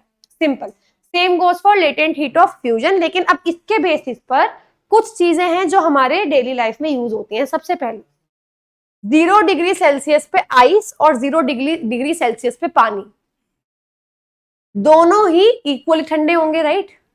लेकिन अगर आपकी बॉडी में कहीं कुछ जल गया तो ज्यादा इफेक्टिव कूलिंग कौन करेगा? आइस करेगी। क्यों? क्योंकि देखो, ये जो लेटेंट हीट है उसकी वजह से स्टेट चेंज होती है। तो अगर बर्फ की स्टेट चेंज होगी पानी में, पानी की स्टेट चेंज होगी वेपर में। अब आइस को जो लेटेंट हीट लेनी होती है ना, वो बहुत कम लेनी होती है, वो हमारी बॉडी से वो ले सकती है। लेकिन पानी को जो भाप में बदलने के लिए लेटेंट हीट लेनी होती है वो बहुत ज्यादा लेनी होती है। उतनी हीट एनर्जी हमारी बॉडी के पास नहीं होती। समझ रहे हो? जब कोई ऑब्जेक्ट, जब कोई मैटर, जब कोई पदार्थ अपनी फिजिकल स्टेट चेंज करता है हीट लेके, तो गाइस बहुत सारी हीट यूज होती है, क्योंकि पहले तो लेटेंट हीट लेगा, वो अंतर्निहित ऊर्जा लेगा अपनी अट्रैक्शन फोर्स तोड़ने के लिए, फिर और हीट लेगा स्टेट चेंज करने के लिए, समझ रहे हो। तो अगर मैं ये बोल रही हूँ कि मेरा यहाँ से हाथ जल गया और मैं इसके ऊपर बर्फ जो है वो रब कर रही हूँ, तो उससे क्या होगा, तो पहले तो बर्फ जो है, जो आइस है, वो मेरे हाथ से लेटेंट हीट लेगा अपनी अट्रैक्शन फोर्स तोड़ने के लिए, फिर और हीट लेगा वो बर्फ पानी में बदलने के लिए। आप समझ रहे हो, तो दो पार्ट्स में एनर्जी गई है। लेकिन अगर मैं बात कर रही हूँ पानी की, वाटर की, तो पहली बात तो वो लेटेंट हीट ही उसकी इतनी ज्यादा होती है, वही हमारी बॉडी में नहीं है जलने के बाद भी, तो बर्फ इतनी अच्छे से सिकाई नहीं कर पाता या उस चीज को इफेक्टिवली कूल नहीं कर पाता, समझ रहे हो। अब देखो, ice at 0 degree Celsius is more effective in cooling a substance than water at 0 degree Celsius. दोनों बराबर के ठंडे हैं, बट आइस ज्यादा इफेक्टिव क्यों है, क्योंकि आइस जो है लेटेंट हीट ले सकता है, क्योंकि उसकी लेटेंट हीट कम है पानी के कंपैरिजन में, अंतर्निहित ऊर्जा कम है, और इसलिए वो पानी में बदल जाता है, जबकि पानी हमारी बॉडी से इतनी हीट ले ही नहीं सकता, क्योंकि पानी की लेटेंट हीट ज्यादा होती है। ऐसे ही the temperature of melting ice does not raise even though heat is supplied. आपने बर्फ लिया, आप उसको गर्म कर रहे हो, लेकिन तापमान नहीं बदल रहा, क्यों, क्योंकि वो हीट कौन सी थी, लेटेंट हीट थी, वो साथ साथ यूज हो रही थी, वो इकट्ठी थोड़ी ना कर रहा था कि आपको टेम्परेचर बढ़ता हुआ दिखाई देगा। तो ऐसा क्यों, क्योंकि जो आप हीट सप्लाई कर रहे हो वो यूज हो रही है overcoming the forces of attraction, यानी उसके कणों के बीच में आकर्षण बलों पर काबू पाने के लिए, उनको हराने में यूज हो रही है वो हीट एनर्जी साथ के साथ, इसलिए तापमान बढ़ता हुआ दिखाई नहीं देता। ये इतना थ्योरी याद करने की जरूरत नहीं होती, आपको सिर्फ उसका रीजन याद करना है कि राइज क्यों नहीं हो रहा, क्योंकि लेटेंट हीट ऑफ फ्यूजन है, उससे टेम्परेचर राइज नहीं होता। वो क्या, किस चीज में काम आती है लेटेंट हीट, अंतर्निहित ऊर्जा किस में काम आती है, अट्रैक्शन फोर्स को तोड़ने में काम आती है, दैट्स इट। चलो, लेटेंट हीट ऑफ वेपराइजेशन क्या है, वाष्पीकरण की अंतर्निहित ऊर्जा क्या है। अब देखो, वेपर किसका होगा, लिक्विड का होगा ना, तो 1 किलो लिक्विड को उसके बॉइलिंग पॉइंट तक आने में आप हीट दोगे, है ना, हीट दोगे दोगे दोगे, अट्रैक्शन फोर्स टूट जाएगी, बॉइलिंग पॉइंट आ जाएगा, उसके बाद वो बॉयल होना शुरू हो जाएगी। तो बॉइलिंग पॉइंट तक जितनी हीट एनर्जी आप उसे दोगे 1 किलो लिक्विड को, ताकि वो स्टेट चेंज कर ले, वो लिक्विड से वेपर में बदल जाए, उसको आप क्या बोलते हो, लेटेंट हीट ऑफ वेपराइजेशन। ठीक है, तो ये चीज इसके अंदर आ गया। दूसरी चीज, इसके भी कुछ फैक्ट्स हैं, जैसे सबसे पहले, अब आपने थोड़ा सा एसीटोन या स्पिरिट या अल्कोहल अपने हाथ पे अगर डाला, आपको पेट्रोल देख लो, हल्का सा भी टच अगर हो गया तो बहुत ठंडा ठंडा लगता है। किस लिए ठंडा ठंडा लगता है, इसलिए लगता है क्योंकि स्पिरिट, एसीटोन, अल्कोहल, ये अपनी लेटेंट हीट लेते हैं पहले हमारी बॉडी से, तो लेटेंट हीट लेते ही इन्होंने अपनी अट्रैक्शन फोर्स तोड़ दी, फिर और हीट लेके वो उड़ जाते हैं, क्योंकि उनकी लेटेंट हीट इतनी कम है कि हमारी बॉडी से निकल जाती है। तो हमारी बॉडी से हीट कम हो रही है, ऑटोमेटिकली हमको क्या लगेगा, ठंडा लगेगा। It is because the spirit, acetone, alcohol take their latent heat of vaporization from our hand to change from liquid to vapor state. ऐसा इसलिए है क्योंकि ये सब चीजें वाष्प अवस्था में बदलने के लिए हमारे हाथ से वाष्पीकरण की अंतर्निहित गर्मी लेते हैं। क्योंकि हमारे हाथ से गर्मी कम हो रही है, तो हमें अपने आप क्या लगेगा, ठंडा ठंडा लगेगा।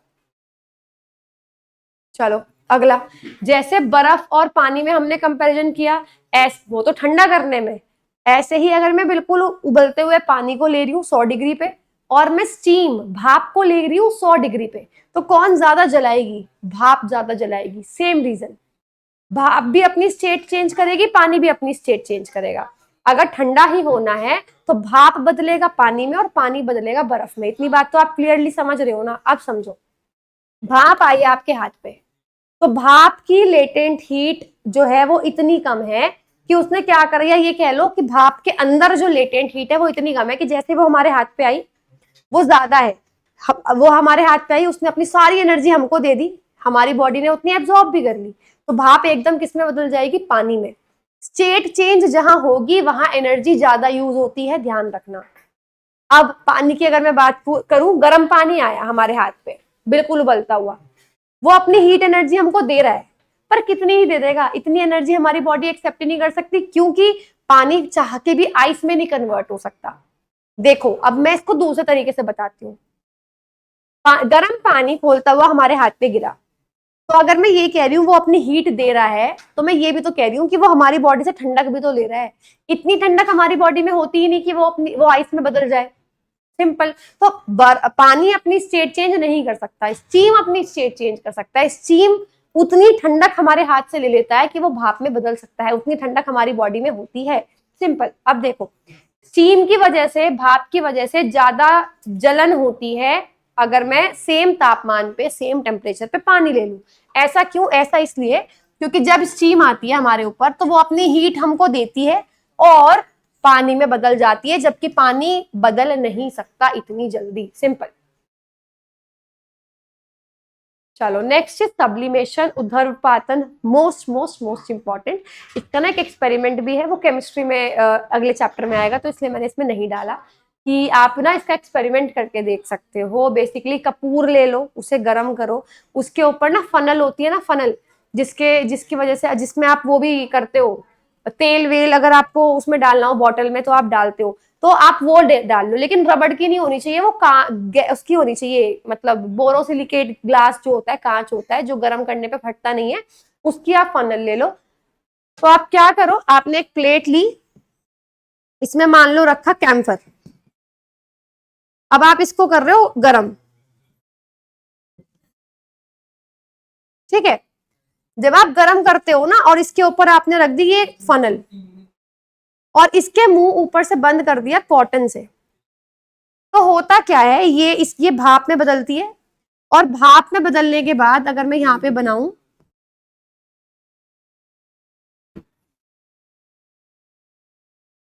यहाँ इकट्ठी हो जाती है यहाँ, क्योंकि यहां से जब भाप में बदली, वो ऊपर गई, ये जो ट्यूब है ये ठंडी होती है, तो ठंडी कांटेक्ट में आते ही काइनेटिक एनर्जी उसने अपनी दे दी और सॉलिड में बदल गई। ठीक है, पार्टिकल्स इतने दूर दूर थे, एकदम इतने पास आ गए, सॉलिड में बदल गए। तो आप क्या कर सकते हो कि अब आपने एक चीज देखी कि सॉलिड पहले गैस में बदला और गैस वापस सॉलिड में बदल गई। इस प्रोसेस को बोलते हैं सब्लिमेशन यानी उध्र्वपातन। वो प्रोसेस जिसमें सॉलिड डायरेक्टली वेपर में बदल जाए या वेपर डायरेक्टली सॉलिड में बदल जाए, बिना लिक्विड स्टेट में आए, उसको आप बोलते हो सब्लिमेशन। और ऐसे कौन कौन से केमिकल्स हैं जिनमें सब्लिमेशन उध्र्वपातन होता है? जैसे मैंने यहाँ कपूर की बात करी, वो क्यों? क्योंकि आपके घरों में है, आप अपने पास ये चीज करके देख सकते हो।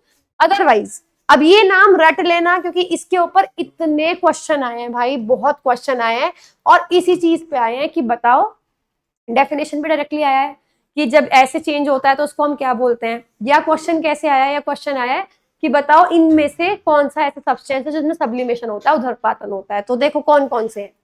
सबसे पहला, सबसे important, ammonium chloride. Ammonium chloride जिसका फॉर्मूला होता है NH4Cl। ठीक है, बहुत इंपॉर्टेंट है, इसी के ऊपर एक्सपेरिमेंट हुए हुए हैं। दूसरा आ जाओ, नैप्थलीन।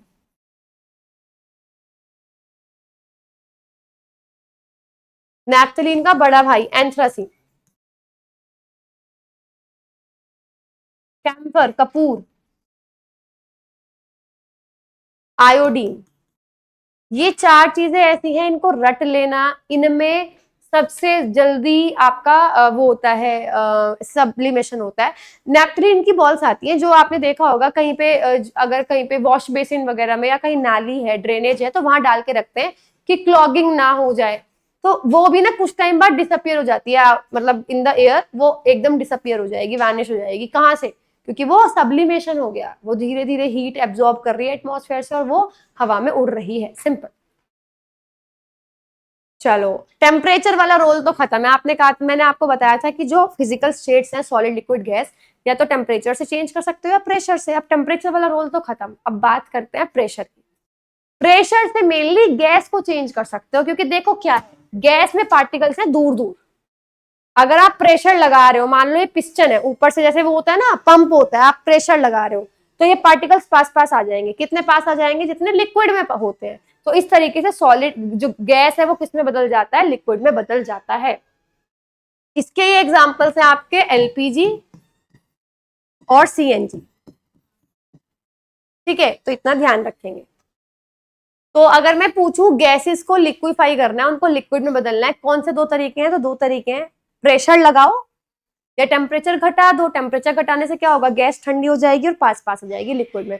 तो मैंने आपको बताया भी था कि प्रेशर और टेम्परेचर उल्टा काम करते हैं, कोई काम प्रेशर को लगाने से हो रहा है तो टेम्परेचर को घटाने से ही होगा, सिंपल। ड्राई आइस, सी ड्राई आइस में क्या है, अब ये ना आपने आजकल तो फंक्शंस वगैरह में आपने देखा होगा ना, बिल्कुल धुआं व्हाइट कलर का जो उड़ता है उसको ड्राई आइस बोलते हैं। कुछ नहीं है, उसमें कार्बन डाइऑक्साइड गैस होती है, बस ये समझ लो वो गैस है, लेकिन उसके ऊपर इतना ज्यादा प्रेशर लगा रखा है चारों तरफ से कि उस गैस के पार्टिकल्स बिल्कुल पास पास आ गए जितने सॉलिड में होते हैं। तो ड्राई आइस क्या है, सॉलिड CO2, सॉलिड CO2 होती है जिसको आप बहुत तगड़े प्रेशर में रखते हो, बहुत हाई प्रेशर में रखते हो। तो जैसे ही जब फंक्शंस वगैरह में वो धुआं करना होता है तो वो प्रेशर घटाते हैं, वो प्रेशर जैसे बिल्कुल दबा के रख रखा है, प्रेशर घटाया तो प्रेशर के घटाते क्या हुआ, पार्टिकल्स को अब खुली जगह मिल गई, वो पार्टिकल्स एकदम बिल्कुल दूर दूर निकल जाते हैं। तो इस तरीके से सॉलिड कार्बन डाइऑक्साइड गैस में बदल जाती है, सॉलिड कार्बन डाइऑक्साइड गैस में बदल जाती है, वो जो धुआं उठता है, सिंपल। तो सॉलिड कार्बन डाइऑक्साइड को ही ड्राई आइस बोलते हैं, ये बहुत इंपॉर्टेंट है, इसके ऊपर बहुत क्वेश्चंस मिलेंगे आपको। सॉलिड कार्बन डाइऑक्साइड एकदम उसका ऊर्ध्वपातन हो जाता है और वो गैस में बदल जाती है, कैसे, जब आप उसका प्रेशर घटाते हो, प्रेशर बहुत ज्यादा लगा रखा होता है उस पर, मान लो 30 ATM प्रेशर लगा रखा है, प्रेशर की यूनिट है ATM, तो 30 लगा रखा है, लेकिन जैसे प्रेशर घटाया बिल्कुल 1 ATM कर दिया, बिल्कुल 30 पे था 1 कर दिया, तो वो किस में बदल जाती है, गैस में बदल जाती है। बहुत ज्यादा ठंडी होती है और उसको डीप फ्रीज फूड या जो आइस, अगर आपको कोई खाना है उसको डीप फ्रीज करना है या आइसक्रीम है उसको डीप फ्रीज करना है तो वहां पे यही गैस आप यूज करते हो, सिंपल। तो क्वेश्चन आता है कि ड्राई आइस को आप हाई प्रेशर में क्यों स्टोर करके रखते हो, तो ड्राई आइस को हाई प्रेशर में क्यों स्टोर करके रखते हो, क्योंकि जब आप प्रेशर घटाते हो तो वो किस में बदल जाएगी, गैस में बदल जाएगी, तो ताकि वो गैस में ना बदले आप इसको प्रेशर लगा के रखते हो इसके ऊपर। चलो next is evaporation, very very very important. Boiling आप पढ़ चुके हो ना कि आप लिक्विड को गर्म करते हो, भाप में बदल जाता है। अब इवापोरेशन क्या है, वाष्पीकरण क्या है, क्या फर्क है इन दोनों में, देखो फर्क ये है कि जब आप बॉईल करते हो तो पहले गर्म करोगे उसे, ठीक है, उसके पार्टिकल्स अपनी अट्रैक्शन फोर्स तोड़ेंगे, जैसे अट्रैक्शन फोर्स तोड़ेंगे बॉइलिंग पॉइंट आ गया, मतलब फिर आगे वो बॉईल होना शुरू होगा तो वो पूरा का पूरा लिक्विड गर्म होता है। इवापोरेशन नेचुरली होता है, वाष्पीकरण नेचुरली होता है, उसमें आपको ऐसा सच गर्म करने की जरूरत नहीं पड़ती, और ये सिर्फ ऊपर की सरफेस पे से होता है, बॉइलिंग पूरे लिक्विड में से होती है क्योंकि वो आप करते हो। जबकि इवापोरेशन में क्या होगा कि ये पानी है या कोई वाटर बॉडी है, पर मैं इतनी ही ड्रॉ कर रही हूँ,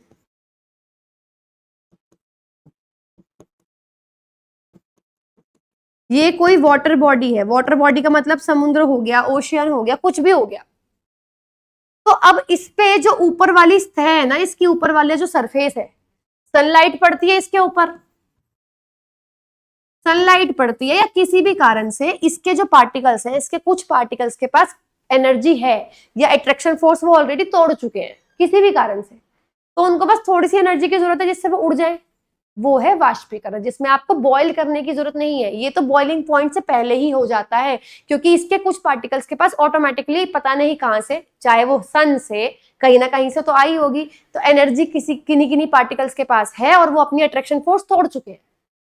ठीक है, हमें ट्रिप पे जाने के लिए पहले घर वालों को मनाना था, वो 100 रुपए में मानेंगे, और फिर ट्रिप पे जाने के लिए 150 रुपए चाहिए थे, तो 100 रुपए वो वाला काम हो चुका है, घर वाले मान चुके हैं, बस हमें 150 रुपए की जरूरत है कि हमको ट्रिप पे जाना है। तो इनके पास वो बच्चे हैं जिनको वो पेरेंट्स को मना चुके हैं, बस अब उनको और एक्स्ट्रा रुपए की जरूरत है कि वो ट्रिप पे जाए, सिंपल। तो यहाँ पे क्या है, वो प्रोसेस जिसमें एक लिक्विड गैस में बदल जाएगा, लेकिन अपने बॉइलिंग पॉइंट से भी पहले, बॉइल करने की जरूरत नहीं पड़ी आपको, वो ऑलरेडी माने हुए हैं, तो उसको आप क्या बोलोगे, इवापोरेशन बोलोगे, सिर्फ सरफेस पे से होता है, सही घटना है, सतह पर से ये होता है, ठीक है। तो अब ये किस किस चीज पर निर्भर करता है, तो ये निर्भर करेगा सबसे पहले टेम्परेचर पे, तापमान पे। कैसे, जितना ज्यादा तापमान होगा, टेम्परेचर जितना ज्यादा होगा, उतनी ज्यादा काइनेटिक एनर्जी मिलेगी पार्टिकल्स को, उतनी जल्दी वो उड़ेंगे और उतनी जल्दी इवापोरेशन होगा, सिंपल। इसी वजह से जब बहुत ज्यादा गर्मी हो उस दिन कपड़े जल्दी सूखते हैं, क्यों, कपड़ों में से पानी निकल रहा है, ज्यादा एनर्जी मिल रही है, वो फटाफट निकल रहा है। तो जितना ज्यादा गर्म दिन होगा उतना ही ज्यादा जल्दी कपड़े सूखेंगे, उतना ही ज्यादा कूलर ठंडी हवा देगा। वो भी इसीलिए ही है क्योंकि कूलर का क्या सीन है कि कूलर के अंदर पानी रखते हैं हम, तो वो पानी हमारे टेम्परेचर लेगा, मतलब हवा में से तापमान लेगा, काइनेटिक एनर्जी लेगा, उड़ जाएगा। तो जब हमारे आसपास से गर्मी कम होगी तो हमको ठंडा लगेगा ना, तो जितनी ज्यादा गर्मी होगी उतनी ही ज्यादा जल्दी कपड़े सूखेंगे, उतनी ही ज्यादा कूलर ठंडी हवा देगा। द रीजन बीइंग कि टेम्परेचर ज्यादा है उस दिन, तो ये काइनेटिक एनर्जी ज्यादा मिलेगी पार्टिकल्स को और वो बहुत जल्दी उड़ जाएंगे। अगला है सरफेस एरिया। ऑब्वियस ही बात है, जब सरफेस पे से होती है ये वाली प्रोसेस, है ना, तो जितना ज्यादा बड़ा सरफेस होगा उतने ज्यादा पार्टिकल्स उड़ सकते हैं, राइट। तो ये इस तरीके से हो गया। इसीलिए जब हम कपड़े फैलाते हैं तो पूरा लंबा फैलाते हैं कपड़े को, ताकि वो ज्यादा से ज्यादा नीचे फैला हुआ दिखाई दे। जितना ज्यादा बड़ा सरफेस एरिया कर सकते हो उतनी जल्दी कपड़े जल्दी सूखते हैं। तीसरा है ह्यूमिडिटी यानी आर्द्रता। आर्द्रता का मतलब होता है पानी में, हमारे एटमॉस्फेयर में, हमारे वातावरण में कितनी नमी है, ठीक है। तो अब बात क्या है, बात ये है कि जितनी ज्यादा नमी होगी तो पानी जो उड़ रहा है उसको जगह ही नहीं मिलेगी ना, हमारे हवा में पहले से ही पानी है, तो जिस पानी को उड़कर भाप में बदलना है वो कहाँ से बदल जाएगा, वो बदल ही नहीं पाएगा, राइट। तो जितनी ज्यादा नमी होगी इवापोरेशन उतना कम हो जाएगा, अभी पढ़ेंगे इनके बारे में। और लास्ट है विंड स्पीड यानी हवा की गति। ऑब्वियस सी बात है, जितनी ज्यादा तेज हवा चलेगी उतना ज्यादा इवापोरेशन होगा, वाष्पीकरण होगा। क्यों, ये कपड़ा था, इसमें से पानी उड़ा, अब वो यहाँ पे है, हवा आई और इस पानी को उड़ा के ले गई, फिर से अब यहाँ पे फ्रेश हवा आ गई और पानी उड़ा, फिर हवा उड़ा के ले गई। तो होगा क्या कि क्योंकि वो बार बार पानी आगे जा रहा है, तो इस कपड़े के ऊपर, गीले कपड़े के ऊपर वो वाली हवा आ रही है जिसमें पानी नहीं है। तो जितना ज्यादा हवा चलेगी उतनी जल्दी इवापोरेशन होगा। चलो अब इसके बारे में पढ़ते हैं। जैसे टेम्परेचर, इवापोरेशन बढ़ेगा अगर टेम्परेचर बढ़ेगा, तो पहली लाइन यही है। तापमान बढ़ाने पर वाष्पीकरण की दर बढ़ जाती है। क्यों, क्योंकि जब आप टेम्परेचर बढ़ाते हो ज्यादा पार्टिकल्स को काइनेटिक एनर्जी यानी ज्यादा कणों को गतिज ऊर्जा मिलती है। सिंपल। सरफेस एरिया की बात करूं तो जितना ज्यादा सरफेस एरिया उतना ही ज्यादा इवापोरेशन, क्योंकि जितना ज्यादा, अब इसी वजह से अगर आप चाय पी रहे हो, ठीक है, आपने देखा होगा पहले के लोग ना, ऐसे अब तो कप में पीते हैं, तो पहले के लोग प्लेट में डाल के, सॉसर बोलते हैं उसे, प्याली जो होती है चाय की प्याली, ठीक है, तो वो जो नीचे प्लेट रखती है उसमें चाय डालकर पीते थे। क्यों, जल्दी ठंडी हो जाती है, क्योंकि सरफेस एरिया ज्यादा है ना उसका। तो सरफेस एरिया ज्यादा है तो क्या होगा, जैसे ही आप डालोगे क्या बोलते हैं चाय, तो सरफेस एरिया ज्यादा होने की वजह से उसके अंदर की गर्मी उड़ जाएगी, ठीक है, पानी जो होगा वो उड़ जाएगा गर्मी लेके, तो वो जल्दी ठंडी हो जाएगी, ठीक है। तो ये चीज है। एग्जाम्पल, जो हमारे धुले हुए कपड़े हैं तो उन्हें हम स्प्रेड करते हैं, उन्हें हम फैलाते हैं ताकि उनका जो सतह का जो क्षेत्रफल है वो बढ़ जाए, उनका सरफेस एरिया बढ़ जाए और पानी जल्दी जल्दी वाष्पित हो। दूसरा, बारिशों के बाद जो गीली सड़कें होती है जल्दी सूख जाती हैं। क्यों, क्योंकि बारिश का पानी सड़क पे पूरे पे फैल जाता है ना, बड़े सरफेस पे फैल जाता है ना, तो एकदम से पानी इवापोरेशन भी जल्दी जल्दी होगा। ह्यूमिडिटी, नमी, या जिसको आप कह सकते हो आर्द्रता। ह्यूमिडिटी का मतलब क्या है, पानी, कितना पानी है हमारे एटमॉस्फेयर में। तो degree of dampness of air यानी हवा में नमी की कितनी डिग्री है। तो जब वायु में उपस्थित जल वाष्प की मात्रा को आर्द्रता कहते हैं। जब आर्द्रता कम होगी तो वाष्पीकरण की दर ज्यादा होगी। ऑलरेडी पानी कम है तो जल्दी जल्दी पानी उड़ेगा, लेकिन जहां ऑलरेडी पानी है वहां पे पानी जल्दी जल्दी नहीं उड़ेगा। बहुत सिंपल सी चीज है। एग्जाम्पल है, जो गीले कपड़े हैं वो गर्म दिन जल्दी सूखते हैं, ड्राई डे जो होता है उस पर जल्दी सूख जाते हैं, बारिशों में नहीं सूखते जल्दी। Next is wind speed. अब देखो विंड स्पीड में क्या है, हवा की गति क्या है। इवापोरेशन बढ़ता है जब विंड स्पीड बढ़ती है। क्यों, क्योंकि जब हवा की गति बढ़ती है, विंड स्पीड बढ़ती है, तो जो पानी के, जो वाटर वेपर के जो पार्टिकल्स हैं वो हवा के साथ चले जाते हैं और जहां से वो गए वहां पे हवा का पानी का अमाउंट कम हो जाता है। इसी का एग्जांपल है कि जो वेट क्लोथ्स हैं, गीले कपड़े हैं, वो जल्दी सूख जाते हैं जिस दिन हवा चल रही हो उस दिन। सिंपल। चलो गाइस, अब बहुत इंपॉर्टेंट क्वेश्चन है। सबसे पहला, जहां भी इवापोरेशन होती है, अब आपने कई सारी चीजें मैंने आपको बता दी, जहां भी इवापोरेशन होती है उधर ठंडक क्यों होती है। बहुत बेसिक सा रीजन है, क्योंकि जब भी कोई लिक्विड इवापोरेट होता है ना, जब भी कोई लिक्विड वाष्पीकृत होता है, तो वाष्पीकृत कैसे होगा? हीट लेके, अपनी सराउंडिंग से कहीं ना कहीं से हीट लेगा। तो जब हमारे आसपास से हीट कम होगी तो हमें ऑटोमेटिकली क्या लगेगा? ठंडा लगेगा। यही रीजन है। ऐसा इसलिए होता है क्योंकि जब कोई तरल पदार्थ वाष्पित होता है तो जिस भी चीज को छूता है उससे गुप्त ऊष्मा लेता है वो, यानी वो जो हीट है वो लेता है। तो ऊष्मा खोने से कोई भी चीज ठंडी हो जाती है। It is because when a liquid is evaporated it takes latent heat of vaporisation from anything it touches. For example पानी की बात कर रही हूँ, कूलर में पानी है तो वो आसपास जो उसकी हवा है उसमें से गर्मी लेगा। तो जब गर्मी कम होगी तो ऑटोमेटिकली क्या होगा? ठंडक, हमको ठंडक का एहसास होगा। अब इसके स्पेसिफिक कुछ क्वेश्चन हैं। जैसे सबसे पहले दिन, गर्मियों में पानी रखा जाता है मटके में या पिक्चर पॉट जिसको बोलते हैं, जो मिट्टी के जो मटका होता है उसमें। ऐसा क्यों? देखो, अब जो मटका है ना उसमें छोटे छोटे छोटे छोटे छेद होते हैं, ठीक है? वो मिट्टी का टेक्सचर ऐसा होता है कि उसमें छोटे छोटे छेद होते हैं। उनमें से पानी, उनमें ना छेद में जैसे कैपिलरी होती है, नलिका होती है, तो इतने छोटे छोटे छेद होते हैं, उनमें पानी भरा हुआ रहता है परमानेंटली। अब वो पानी क्या करेगा? वो पानी अंदर वाले पानी से हीट लेगा और वो बाहर उड़ जाएगा। तो अंदर वाले पानी से हीट कम हुई ना, तो अंदर वाला पानी ऑटोमेटिकली क्या हो जाएगा? ठंडा हो जाएगा। देखो, अब picture pot has large number of small pores through which some of the water keeps on seeping. घड़े के बर्तन में बड़ी संख्या में छोटे छोटे छेद होते हैं जिनमें से कुछ पानी रिसता रहता है, यानी उनमें कुछ पानी भरा हुआ रहता है हमेशा। ये पानी इवापोरेट होगा अंदर वाले पानी से हीट लेकर, और वो जो हीट लेगा वो क्या है? लेटेंट हीट है, लेटेंट हीट ऑफ वेपराइजेशन है।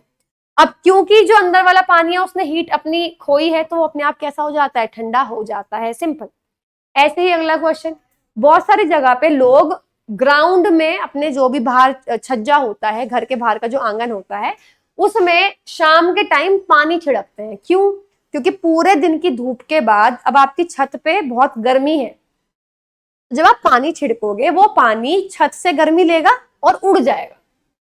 अपनी जो लेटेंट हीट है वेपराइजेशन की वो आपकी छत से लेगा और उड़ जाएगा। तो आपकी छत से गर्मी कम हुई है ना, तो आपको कैसा लगेगा? वहां ऑटोमेटिकली ठंडा लगेगा। Simple. The sprinkled water evaporates taking the large latent heat of vaporisation from the ground. जो छिड़का हुआ पानी है वो जमीन और आसपास के क्षेत्र से वाष्पीकरण की बड़ी अंतर्निहित गर्मी लेकर वाष्पीकृत हो जाता है। अब गर्मी क्योंकि कम हुई है तो स्थान कैसा हो जाएगा? ठंडा हो जाएगा। सिंपल। अगला, पर्सपिरेशन या स्वेटिंग, यानी जो आपका पसीना आना वो बहुत अच्छा होता है, आपके शरीर का तापमान बना रहता है। क्यों? जब बहुत ज्यादा गर्मी या आपके खाने पीने में आप कुछ चीजें ऐसी खा रहे हो जिसकी वजह से गर्मी बनती है, ठीक है, जैसे कि अनियन, गार्लिक, इनकी वजह से गार्लिक एटलीस्ट गर्म होता है आपकी बॉडी के लिए, ठीक है? तो आपकी बॉडी के अंदर गर्मी है तो होगा क्या? पसीने से जब पसीना आता है ना, स्वेट ग्लैंड्स जब स्वेट छोड़ते हैं, वो स्वेट आपकी बॉडी से गर्मी लेके उड़ जाता है। क्योंकि आपकी बॉडी से गर्मी कम हुई तो टेम्परेचर आपका नॉर्मलाइज हुआ ही होगा डेफिनेटली। अब देखो, जब बिल्कुल गर्म दिन हो या एक्सरसाइज कर रहे हो तो जो आपके स्वेट ग्लैंड्स हैं, जो पसीने की जो ग्रंथियां हैं, वो नमी छोड़ती है, मॉइस्चर छोड़ती है। जब ये मॉइस्चर इवापोरेट होता है तो ये गर्मी लेता है हमारी बॉडी से, आपकी बॉडी के अंदर से गर्मी लेगा, उड़ जाएगा। तो आपकी बॉडी को ठंडक का एहसास होता है इसीलिए। चलो अगला, गर्मियों में ज्यादातर ये कहा जाता है कॉटन क्लोथ्स पहनने चाहिए। किस लिए? ये भी इसलिए क्योंकि कॉटन ना बहुत अच्छे से पानी को सोख लेता है। तो अब पानी तो है नहीं, हमारी बॉडी से निकलता है स्वेट, है ना, पसीना। तो कॉटन क्या करेगा? पहली बात तो उसे बिल्कुल अच्छी तरीके से सोख लेगा, फिर हमारी बॉडी से गर्मी लेगा कॉटन का कपड़ा और उस पानी को उड़ा देगा, ठीक है? कॉटन बहुत जल्दी सूखता है और बहुत जल्दी सोखता भी है पानी को, ठीक है? तो अब यही होगा, cotton is a good absorber of water, पानी का बहुत अच्छा अवशोषक है। सो ये हमारी बॉडी से स्वेट को, पसीने को सोखेगा और उसे हवा की तरफ बाहर निकाल देगा इवापोरेशन के लिए। अब क्योंकि हमारी बॉडी से गर्मी कम हुई है तो हमें ऑटोमेटिकली ठंडा लगता है। अगला, a desert cooler cools better on a hot and dry day, ये मैं बता चुकी है। ये रेगिस्तानी कूलर नहीं होता, नॉर्मली जो कूलर हम यूज करते हैं उसको डेजर्ट कूलर बोलते हैं, घरों में जो कूलर यूज होता है। तो वो गर्म दिन ज्यादा ठंडक का एहसास देता है। ऐसा क्यों? सेम रीजन, क्योंकि उसमें पानी भरा होता है। जिस दिन गर्म दिन होगा तो टेम्परेचर ज्यादा है, तो पानी के पार्टिकल्स ज्यादा काइनेटिक एनर्जी लेंगे अपने आसपास के वातावरण से और उड़ जाएंगे। क्योंकि हमारे वातावरण की एनर्जी कम हुई, हीट कम हुई, तो हमें ऑटोमेटिकली ठंडा लगेगा। ऐसा इसलिए क्योंकि हाइयर टेम्परेचर का मतलब ये है कि इवापोरेशन बढ़ जाएगी। पानी अपनी लेटेंट हीट ऑफ वेपराइजेशन, जो पानी है वो वाष्पीकरण की गुप्त ऊष्मा ग्रहण करेगा और जैसे जैसे वातावरण की गर्मी कम होती जाएगी हमको ठंडक का एहसास होता जाएगा। सिंपल। चलो ये भी क्वेश्चन आ गया कि हम कप की तुलना में जो सॉसर होता है, तश्तरी बोलते हैं, उससे हम आराम से गर्म चाय हो या गर्म दूध हो हम आराम से पी सकते हैं, क्योंकि उसका सरफेस एरिया, सतह ज्यादा है, उसका क्षेत्रफल ज्यादा है, तो इवापोरेशन ज्यादा होता है, अंदर का जो पानी है वो उड़ जाता है। सिंपल। देखो अब ये भी बढ़िया क्वेश्चन है। अगर कोई आपसे ये पूछने लगे कि आपके पास क्या प्रूफ है कि हमारे एटमॉस्फेयर में, हमारे वातावरण में पानी, वाटर वेपर है, आपको पता है ना हमारे एयर जो है उसमें वाटर वेपर होता है, तो आपके पास प्रूफ क्या है? या कोई क्वेश्चन ये आ जाए कि जब आप स्टील के ग्लास में पानी पीते हो बिल्कुल ठंडा, तो वो बाहर से गीला क्यों हो जाता है? ऐसा इसलिए, मान लो स्टील का ग्लास है, उसमें पानी भरा हुआ है, तो जब बाहर का पानी का भाप जो है वो स्टील के ग्लास को टच करता है, जब भाप को ठंडा करोगे क्या होगा? पानी में बदल जाएगा ना, तो वो इसलिए ग्लास पे बाहर की तरफ इकट्ठी हो जाती है। तो इसका एग्जाम्पल क्या है? ग्लास के चारों तरफ की हवा में वाटर वेपर होता है, जब ये पानी का वेपर बिल्कुल ग्लास के बाहरी सतह को टच करता है तो वो कंडेंस यानी संघनन होता है, जिसकी वजह से छोटे छोटे पानी की बूंदें दिखाई देती हैं। और ये ही है एक्सपेरिमेंट जिससे आप ये प्रूव कर सकते हो कि हवा में पानी की भाप है। सिंपल, जलवाष्प है। नेक्स्ट, जैसे मैंने आपको बताया था कि मैटर की 3 स्टेट्स होती हैं, सॉलिड, लिक्विड, गैस। बाद में डिस्कवरी हुई कि मैटर की 5 स्टेट होती हैं, सॉलिड, लिक्विड, गैस, जिनको वो इजीली एक्सेसिबल है, आप सब लोग आराम से देख सकते हो। 2 स्टेट्स और हैं जिनको आप विजुअली, मतलब अपनी विजिबल आई से वैसे नहीं देख सकते, लेकिन कहां देख सकते हो? जैसे सबसे पहली 4th स्टेट है प्लाज्मा। बेसिकली फ्री इलेक्ट्रॉन्स, यानी जो इलेक्ट्रॉन कहीं जुड़े हुए नहीं है, फ्री इलेक्ट्रॉन्स और आयंस का मिक्सचर होता है, और ये बहुत अच्छे से चमकता है। इसी को आप क्या बोलते हो? प्लाज्मा बोलते हो। नेचुरली ये कहाँ पे पाया जाता है? स्टार्स में। और आपको पता है जितना ज्यादा टेम्परेचर होगा वो उतने ही ज्यादा चमकेंगे, क्योंकि उसमें उतने ही ज्यादा ये मिक्सचर आपको अच्छे से मिलेगा। The sun and other stars glow because of the presence of plasma in them and it is directly proportional to temperature. 5th state है Bose Einstein condensate, Bose Einstein संघनन, जिसको 5th स्टेट भी बोला जाता है। ये कैसे करोगे? आपने एक बहुत ही हल्की गैस ले ली जिसमें कोई वजन नहीं है, कुछ नहीं है, उसको आप ठंडा कर रहे हो, और कितना, जितना ठंडा कर सकते हो, डीप फ्रीज से भी ज्यादा ठंडा कर रहे हो, तो आपको मिलती है 5th state of matter which is Bose Einstein condensate. इसके बारे में अभी भी पढ़ाई चल रही है, प्लाज्मा के बारे में भी अभी भी पढ़ाई चल रही है, तो आपको बस इतना ही इसमें करना है। कुछ फैक्ट हैं, जैसे सबसे पहला, किसी भी चीज की काइनेटिक एनर्जी किस पे निर्भर करती है? तापमान पे। जितना तापमान दोगे उतनी गतिज ऊर्जा बढ़ेगी, ये तो आपको पता है। अगला, कैम्फर बॉल्स, कपूर की गोलियां होती हैं, अगर आपने उनको हवा में रख दिया ना कुछ दिन, तो कुछ दिन बाद वो डिसअपियर हो जाएंगी, गायब हो जाएंगी। क्यों? क्योंकि उनमें क्या हुआ? सब्लिमेशन यानी ऊर्ध्वपातन होता है। इवापोरेशन और बॉइलिंग में क्या फर्क है? ये भी बिल्कुल कंसेप्चुअल है, बिल्कुल समझ में आना चाहिए। इवापोरेशन तो बॉइलिंग पॉइंट के से पहले हो जाएगा, क्वथनांक से पहले, गर्म करने की जरूरत नहीं पड़ेगी। बॉइलिंग शुरू होगी, पहले वो लेटेंट हीट लेगा, वो उबलेगा, यानी बॉइलिंग पॉइंट आएगा, और उसके बाद बॉइलिंग होगी, उसके बाद उसके पार्टिकल्स तोड़ तोड़ कर जाएंगे। पहला। दूसरा, ये सिर्फ सरफेस पे से होता है, यानी सिर्फ सतह पे से होगा। ये बल्क फिनोमिना है, यानी एक बल्क मतलब हो गया कि पूरे के पूरे लिक्विड उसमें पार्टिसिपेट करता है, पूरे के पूरे बॉडी से जो जितना भी लिक्विड आपने लिया है वो पूरा का पूरा लिक्विड बॉयल होगा। तीसरा, ये बहुत जल्दी जल्दी होता है, वो धीरे धीरे होता है। इसमें जब इवापोरेशन होता है ना, तो जैसे आपने देखा होगा पानी को उबाल रहे हो तो बुलबुले से बनते हैं, राइट? तो इवापोरेशन में कोई बबल्स का फॉर्मेशन नहीं होता, बॉइलिंग में बबल्स बनते हैं। सिंपल। तो गाइज ये था केमिस्ट्री का the very first chapter. I hope आपको बहुत अच्छे से समझ में आया होगा कि इसमें हमने क्या क्या पढ़ा, क्या चीज किस कारण की वजह से होता है, तो आपको पता लगा होगा। इसी के साथ आप हमारे ऑफिसर बैच में एनरोल कर सकते हैं, सो दैट आपको सारे सब्जेक्ट्स का इसी तरीके से हर चीज आपको मिल जाए, अपडेटेड नॉलेज आपको मिल जाए। इसी के अलावा अगर मैं बात करूं तो कॉम्बो सीरीज आ चुकी है गाइज, लॉन्च हो चुकी है।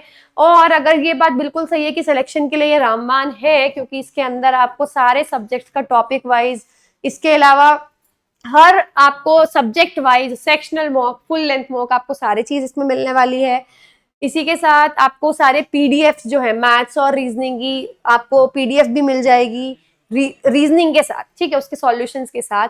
इसके अलावा ई बुक भी हमने लॉन्च कर दी है, polity, physics, biology, history, static, GK सबकी अवेलेबल है। तो आपको कुछ नहीं करना है, आपको बस हमारे टेलीग्राम चैनल पर जुड़ना है, क्योंकि टेलीग्राम चैनल पे सारी आपको आराम से मिल जाएंगी। और अगर आप बैच लेते हो तो ई बुक तो साइंस की आपको वैसे भी मिल जाएंगी। आई डोंट थिंक कि ई बुक आपको टेलीग्राम चैनल पे, आई डोंट नो है कि नहीं, मैं आपको बता दूंगी। अदरवाइज आपको बैच में तो ऑलरेडी आपको मिल ही जाएंगी, ठीक है। इसी तरीके से अगर आपको ऑफिसर बैच नहीं लेना जिसमें सारे सब्जेक्ट्स हैं, आप जनरल अवेयरनेस बैच भी ऑप्ट कर सकते हो। इसमें जनरल अवेयरनेस के सारे सब्जेक्ट्स आपको मिलेंगे। इसके अलावा इंग्लिश और हिंदी यानी बाइलिंगुअल है, दोनों अलग अलग लैंग्वेजेस में है, पीडीएफ अवेलेबल है, डाउट ग्रुप भी रखा गया है और 1 साल की इसमें वैलिडिटी आपको मिलेगी। इसी के साथ मैथ्स का भी स्पेशल बैच है, जिसके साथ रीजनिंग बिल्कुल फ्री है। तो गाइज आज के लिए इतना ही, हम लोग मिलेंगे नेक्स्ट क्लास में, तब तक के लिए have a good day and good bye.